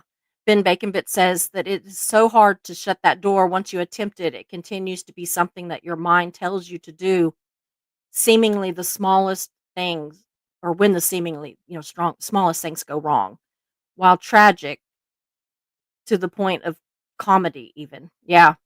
I understand what you're talking about. It's like kind of almost sickly funny how your mind will play those tricks on you, and even the smallest things can trigger you right back to that moment, and thinking of that as a resolution, and it's sad. And it's almost, it's that ironic kind of comedy, not like ha-ha comedy, but I understand what he's saying. Yeah, Ben says it's like jumping the shark, it seems. Once it's on the table, it remains there for a long time. Absolutely. That's a good point, I think. I really do. So, let's see here. Ben says survivor's guilt is also a contributor. Get rid of that guilt. Mm-hmm. Incarnasoul seems trapped. Yep, I contemplated and wanted to, but never attempted, since I thought attempting and failing would have made my Right. situation worse. It was back in junior high. And see, that's it. I just want But to give you a hug. and Carnesol knows exactly that it's if you don't succeed with it, you're making it worse. Well, who knows what's going to be your life's going to be like then. Mhm. It's just Mhm. no I one should feel like that.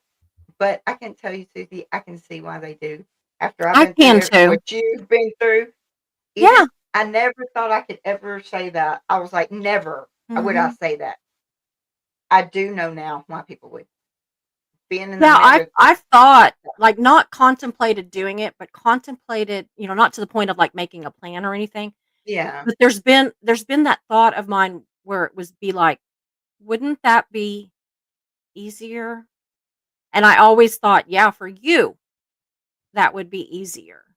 But what about Mark and Megan and Katie yeah, and all the grandkids and everything? But I do remember a lot of times feeling just so sick and tired. The tired, I think, is almost worse than the sick. You say, "I need a break." I have said that so many times, that I need a break.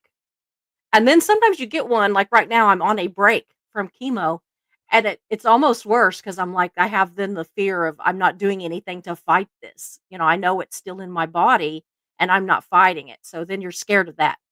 So, I don't know if the break is really, I don't know. You need a break if nothing else happening is what you need. And, yeah. And I everybody always needed a, tells me when I get on here, "Oh, you need to go rest." Do y'all understand? I'm living in a prison. All I speak yes, to is my two dogs. Sometimes this is what I need. yes, absolutely. Absolutely. Oh, so Incarnasoul says, took years of first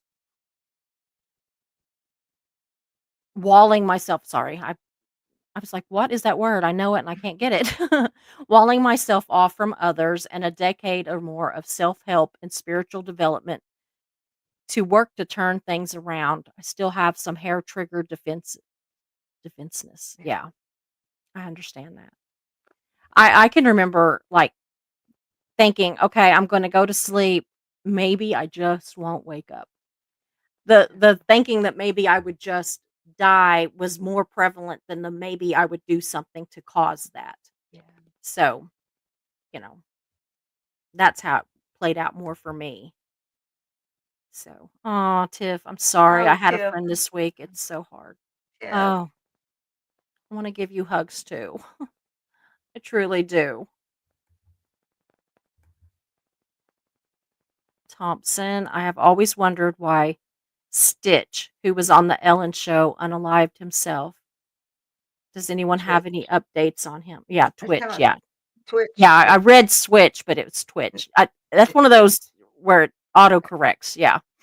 Yeah, but Twitch. I I can read loved all those him, and directions. yeah, and when he passed, it was devastating, It and was it's another one of those that we think that people have got it all. We think that their life is so good, and that I don't know, but I have seen his wife on different shows, and she found out after the fact that he was, um, doing a lot of drugs, and he was doing those drugs because he was just having so much self-doubt. The Ellen show was ending, and, he was having to try to figure out how to move on, and he had gotten into some, I guess, financial troubles and just different things that I don't care how much money's in your bank account, you Mhm. still have those same problems. It's just on a larger scale That's sometimes, because it's but this can be on a larger scale. You're still gonna have the same issues. yeah, it's the same thing. You know, it's just like, I often think about this, that, whenever my husband and I were broke, and we were broke for a while, his ex-wife had really messed up his credit and everything. And so we were struggling. Everything was going to pay off things. It wasn't that we were trying to charge things. It was that he was left with the bills.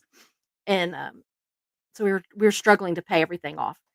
And we didn't want to do the word just went out of my head, bankruptcy. We didn't want to do that. We wanted to Right. pay it off and do it. And so anyway, when we would buy steak for dinner, it was Mhm. like round steak. Whatever. We still had that round steak kinda deal. It was still steak, but not the greatest. As I we don't got eat red everything meat. paid off, and now we're doing well, it's more into, like, your ribeyes and all that. And so that's the same thing, is no matter how much money you make, you've got the same problems. It's Mhm. just a different scale. And so I think of it a lot of times. I know that's silly, but I think of it as the round steak and ribeye thing. That's the You know, yeah, it is still the same problem or the same yeah, whatever.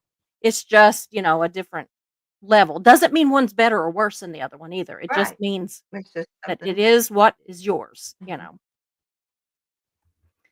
So Arya, sorry, that it's terrible when adults don't listen to kids in fight mode or survival mode. Oh, I I know. agree with that.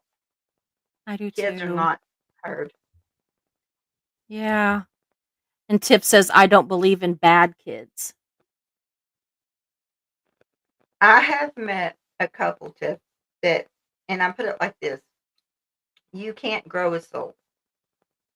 And I don't want anybody thinking bad of me about what I'm about to say, but if Yeah. I had if I hadn't seen it and I haven't worked in this field, I wouldn't say it. Hmm. You can't grow a soul. And that's just the only way I really know how to put it. So they can't give you a diagnosis, which I don't like all that crap anyway, labeling kids, but they Yeah. can't Yeah. give you a diagnosis and like for the antisocial personality disorder uh, until you're over 18. Okay, Hmm. well, usually so they diagnose them with IDD, intellectual development disorder. Okay, so you have a kid. If the kid even has IDD or a teenager, I'm immediately going to the antisocial personality, to the DSM, and looking at that and going, yeah.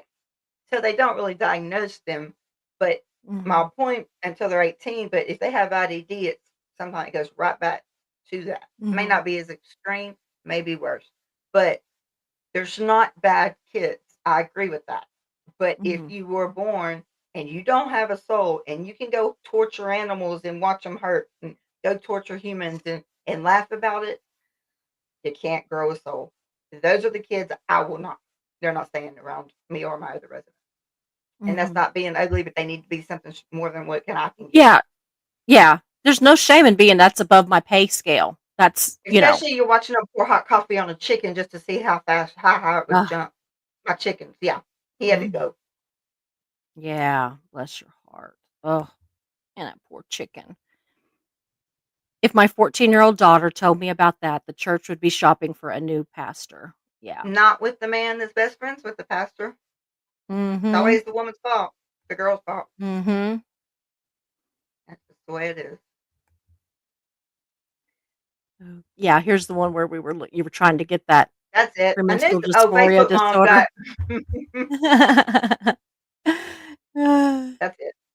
It's It's a real way thing. worse. That's what I was saying is that, we try to blow it off like, "Oh, it's hormones, Women it's are teenager hysterical. premenstrual," Yeah, Yeah, but those hormones can take you to places where you do things that you would not do if yeah, it were not being driven by hormones. So, that's right. like one time, I was very premenstrual and I took a gallon, actually it was a 2-gallon jar of pickles and took all the pickles out of the jar and stood on the Mhm. toilet and dumped the jar of pickle juice over my husband's head because I was pissed off at him. Now, had I not been suffering from insane, and it was caused because I can't take birth control pills, and they had me on birth Yeah. control pills. They make me crazy. I don't like the word crazy, but I'm telling you, Oh, I'll say the same I thing. I own my crazy. yeah, I own my crazy. I I was own my crazy. crazy. Mhm. Now, thank God that it wasn't, I didn't throw knives at him or something, which I contemplated, and I just dumped this pickle juice over his head. But if it can make a rational human being dump 2 gallons of pickle juice over this John, poor man's head, you know. Mm. look at John. Look at your chat, Susie. Look what John just said. Oh gosh, Healing I'm was so. probably way Oh no, I'm probably way it's far away. funny. Is it down at the bottom? Oh, Yes, see, ma'am. hold on. Hold on. It's oh my God, it's so funny. Oh yeah. Hell hath no fury like a southern woman scorned. Well, I figured you about that when you were talking about that, Ah, no. John. So we have No, but Nova is saying what just happened in Canada, I feel was more premeditated than mental health issues. Is this with thank the you, Nova. children? Is this with those children that we're talking about? Because I don't know if I don't know what the latest developments are, so I'm gonna have to Right. follow up on that one. Uh, I'm on live. Okay, you're home. All right, I'll be there in a second. So John says we are all very passionate about the media and their misdiagnosis of mental health issues. Yes, absolutely. Yes. He also says, "Oh, support squad." Okay, I Support thought it squad. was support for squids. I was thinking, what a strange thing for someone from Texas to support. Keep on being. He's so funny. So Ben says, saw media affect my many teens about Columbine, sadly. Almost all of it false reporting by lazy media. I agree. I do too. I agree. John says we are very passionate. Okay, yeah, I read that one. Sorry. Oh, I skipped I one. That's did. why. So this one is she was oh, I think I'm supposed to go here first. Yeah. I felt oh no, I missed something. Hold on. Okay, we're gonna go back up here a little bit. I have skipped some stuff. Okay. Tiff says, when I realized my daughter had an online presence, so did I. Here came mom. It's part of our life. Yep. I will get back to John's comments, but I just want to get them in order. Keilah still fighting her mom for the phone. Yeah. True statement. Crazy says that your mom rocks. You are blessed. Yeah. Boy, she Baby stayed girl, right there with you at that hospital too. 15 days. She never left. Wow. We can do or what we can do is also true for adults. Yeah, the things that what we can do, yeah, it is. It's also Yeah. true for adults. Absolutely. Yeah. Yeah, Ben says, "What Oh does my the gosh. red-haired goddess's shirt says?" It says support squad mental health awareness. I was trying to wear my semicolon for this subject, but it wouldn't go over my and I get mad and start I getting have aggravated mine. and have to walk away. I Yep, have you mine. just My heart with a I'm wearing semicolon in it. mine and I'm wearing mine. Yeah. I have a bunch of the semicolon shirts, but I can't get them on right Yeah. Yeah. now. I Says can't. Ben This says, "Yeah, if you're paper is dealing with so someone you are trying to de-escalate, don't face them directly. Try to face the same direction as them or 90 degrees from them. Tone is very important as well." True. there you go, Mr. Ben. Perfect. He's so smart. He Very. says validating how they feel is very important and usually the first thing. Absolutely. That's what I say. But Don't be don't like, "But your placate life them. is so good." Yeah. Don't placate No, them no, because no. they Yeah. can't stand it. Mhm. Just talk to them like a human being Well, and that's what fact. I say. Even with just me with having cancer, people will say, "What do I do? How do I talk to them?" Talking about somebody else, and I said, "Treat them like them. They're Talk to them like they are them." Everybody they're when I them. first got diagnosed wanted to baby me, and it's the same thing with people who are contemplating unaliving themselves. People wanna, "Oh, no." No. Yeah. Talk to them. Just Stop. talk. I like the way that Sophia. I can't say Mhm. her screen name. Yeah, The yeah, M, but yeah. Sophia. She is so down to earth. Not gonna Yes, take any crap. She's gonna tell you how it is. She's not. She don't care if she hurts your feelings. You're gonna hear what you need to hear, not what you want to hear. absolutely. And she's Absolutely, and very I wise. deal better with that than I deal with babying me, and I Yeah, think that don't if I do were that. in a situation where I was contemplating something like that, I don't think I would want to be babied. I would feel it was insulting. That's I right. would want to be dealt with Yeah. where I'm at as a you Come to know where I'm at. I don't, like we Yeah, need to meet people where they're at. We don't expect them to yeah, come to us. No, we're gonna meet people where absolutely. they're at. So Marilee says, I truly believe the why is almost always the internal pain was just too much to handle, and escape was the only choice." Yeah. I think I so mean too. that I I think that they really I see have to that agree. as the only that they see Yeah. that as their I only way out, because and they don't want to hurt the other people. They're just tired of hurting. Again, goes back to tired. It can be a physical tired, but it can also be a mental tired. mental Just exhaustion. mentally. I have no more brain width to take on anybody else's problems. That's what I tell Yeah. them. Yeah. Ben says tribe is very important as well. Having people you trust who aren't emotionally invested in the same situation can see things so much clearer. Yes, Absolutely. I believe that absolutely. too. I think that, sometimes the person that, like, them well and everything, but maybe they're not your closest friend, your closest confidant, but somebody that you know and trust might be the person that is best to talk to you Right. when you're in a tough situation. Just because you're not then going to be trying to just play nice to keep them from being upset. No. You're going to maybe be more likely to tell them your true feelings. Right. Because I know that whenever I'm really upset, and not to that point, but when I'm really upset about something, I have a hard time talking to the person that I'm upset with about Uh-huh. why I'm upset with them. Because it's not necessarily something that they've done wrong. It's just something that has happened that has hurt me in some way or made me mad in some way. And, Mhm. maybe it wasn't intentional. And so whenever it gets to the point where they're like, "Well, I didn't mean it. I'm sorry. I'm sorry." It's like, "No, no, no, no. It's okay. It's okay. It's okay." Yeah. But if I go to somebody else, like say I'm mad at Mark and I went to you and I said, "Oh, he said this and that," and it's not, I don't think that of that as like slamming somebody. It is more of a venting and more of a just, I think of it as self-care. I think sometimes we have to talk things out with people that aren't emotionally involved.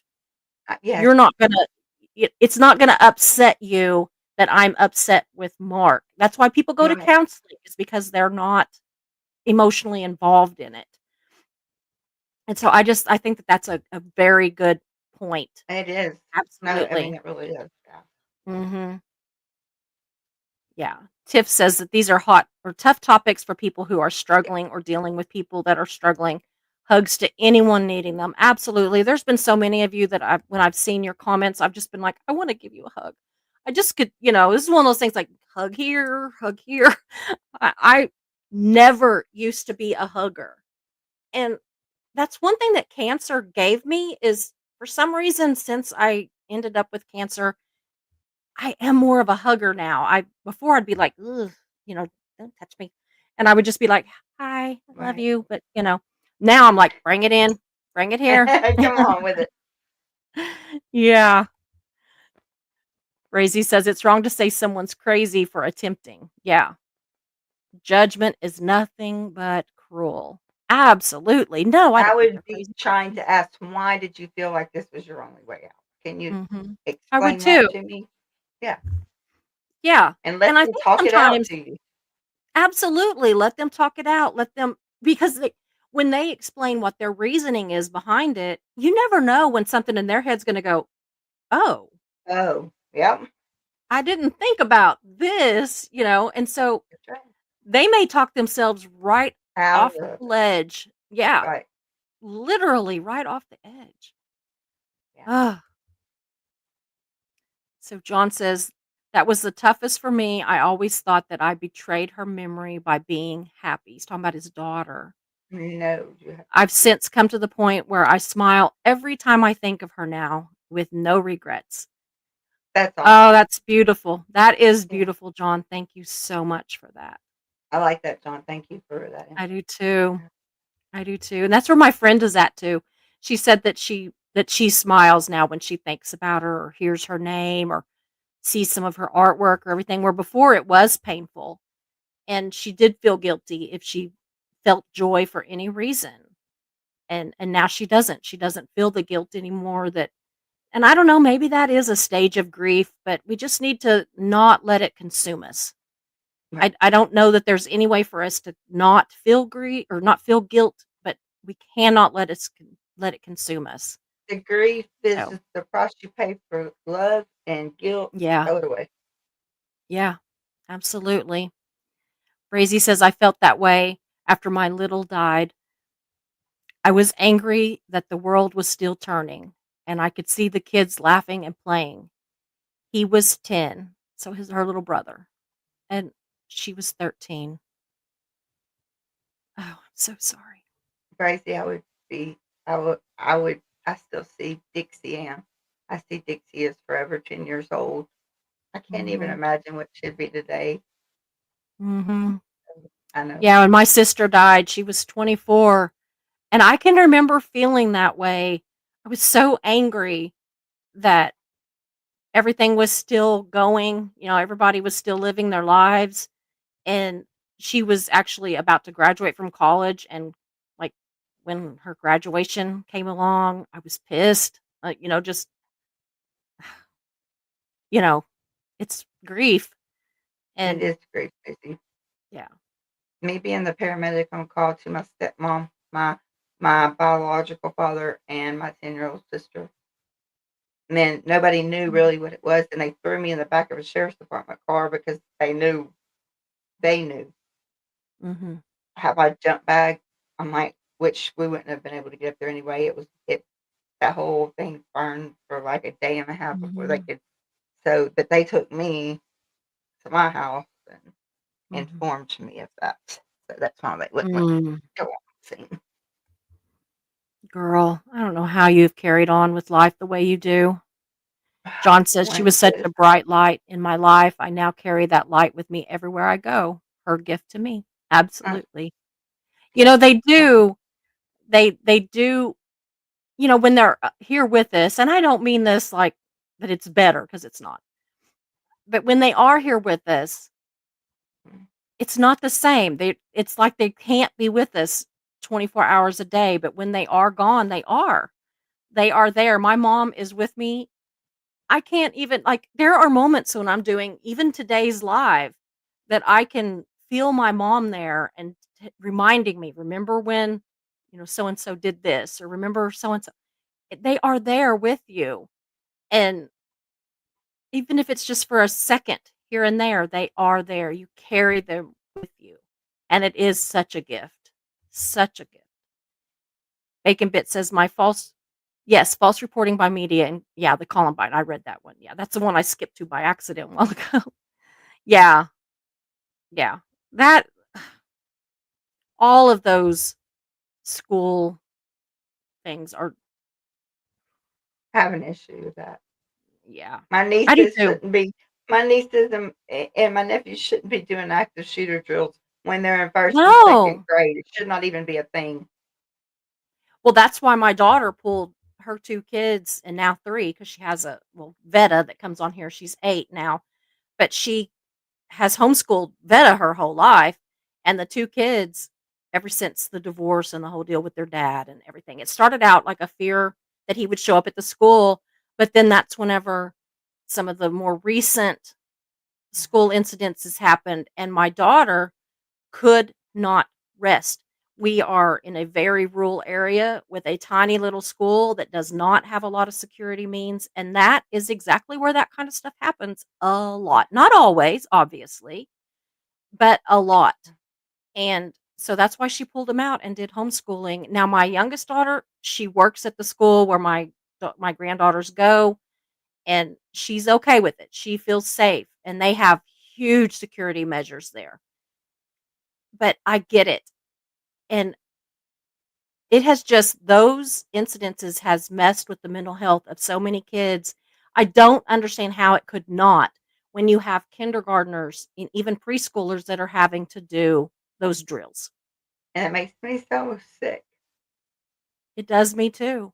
And even like I have seen so many commercials lately for that sort of thing, and they show the kids having a very active role in it because something has already happened to the teacher, Right. which is good in a way to prepare them for that, but in another way, that's a lot to expect the children to then take on the responsibility of closing the blinds, shutting, putting these certain kinds of locks on the doors, moving desks in front of the doors, getting their classmates hidden. And that is too much for a child. It is. I will never. I have a problem with it. Yeah. So again, I think I'm going to go ahead and put this one back up, even though we saw it, and I'm going to go ahead and let that be the end of our program today. I do want to talk to you though, Keilah, about that show that I'm going to do next week. It's going to be more of an overview of mental illnesses. I think it's a really important show, and I will get the stuff that I have got ahead of time to you so that you I will can see it email too. mine to you because I was actually going to do a mental health 101, and so I Mhm. actually think I have that already. I'll send it to you. It may Okay. help you Yeah, we can tremendously. share each other stuff. Yeah, So because this one's I think got like the that'd be main thing, and then underneath. yeah. But I would love to do that with you if you're Okay. interested. It'd be next Yes, week. It'd be great. It'd be a good absolutely. way to, kind of. I mean, That's we're right. We finishing bask in out. the flames of hell, John. When Yes. I'm laying out in my pool. But anyway, I am going to let it go at there, and I'm going to just say goodbye to you now, Okay, and just to the call me chat. too. I'm just going to just say goodbye to everybody, I guess. Thank y'all for And we being there. will see you next time. Thank you all And for being here. I will send you that stuff right now, Susie. Okay. All right. Okay. Okay. End stream. Hope you enjoyed the show, so glad you were here. We meet here most days, we're but first coffee and you're welcome here. We talk about hard subjects, but we also laugh a lot. If you have a loss or win, we will cheer for you. We're but first coffee, and you are safe here. So hit those like and subscribe buttons, notifications set to all. You don't wanna miss a show, because this is your home to y'all.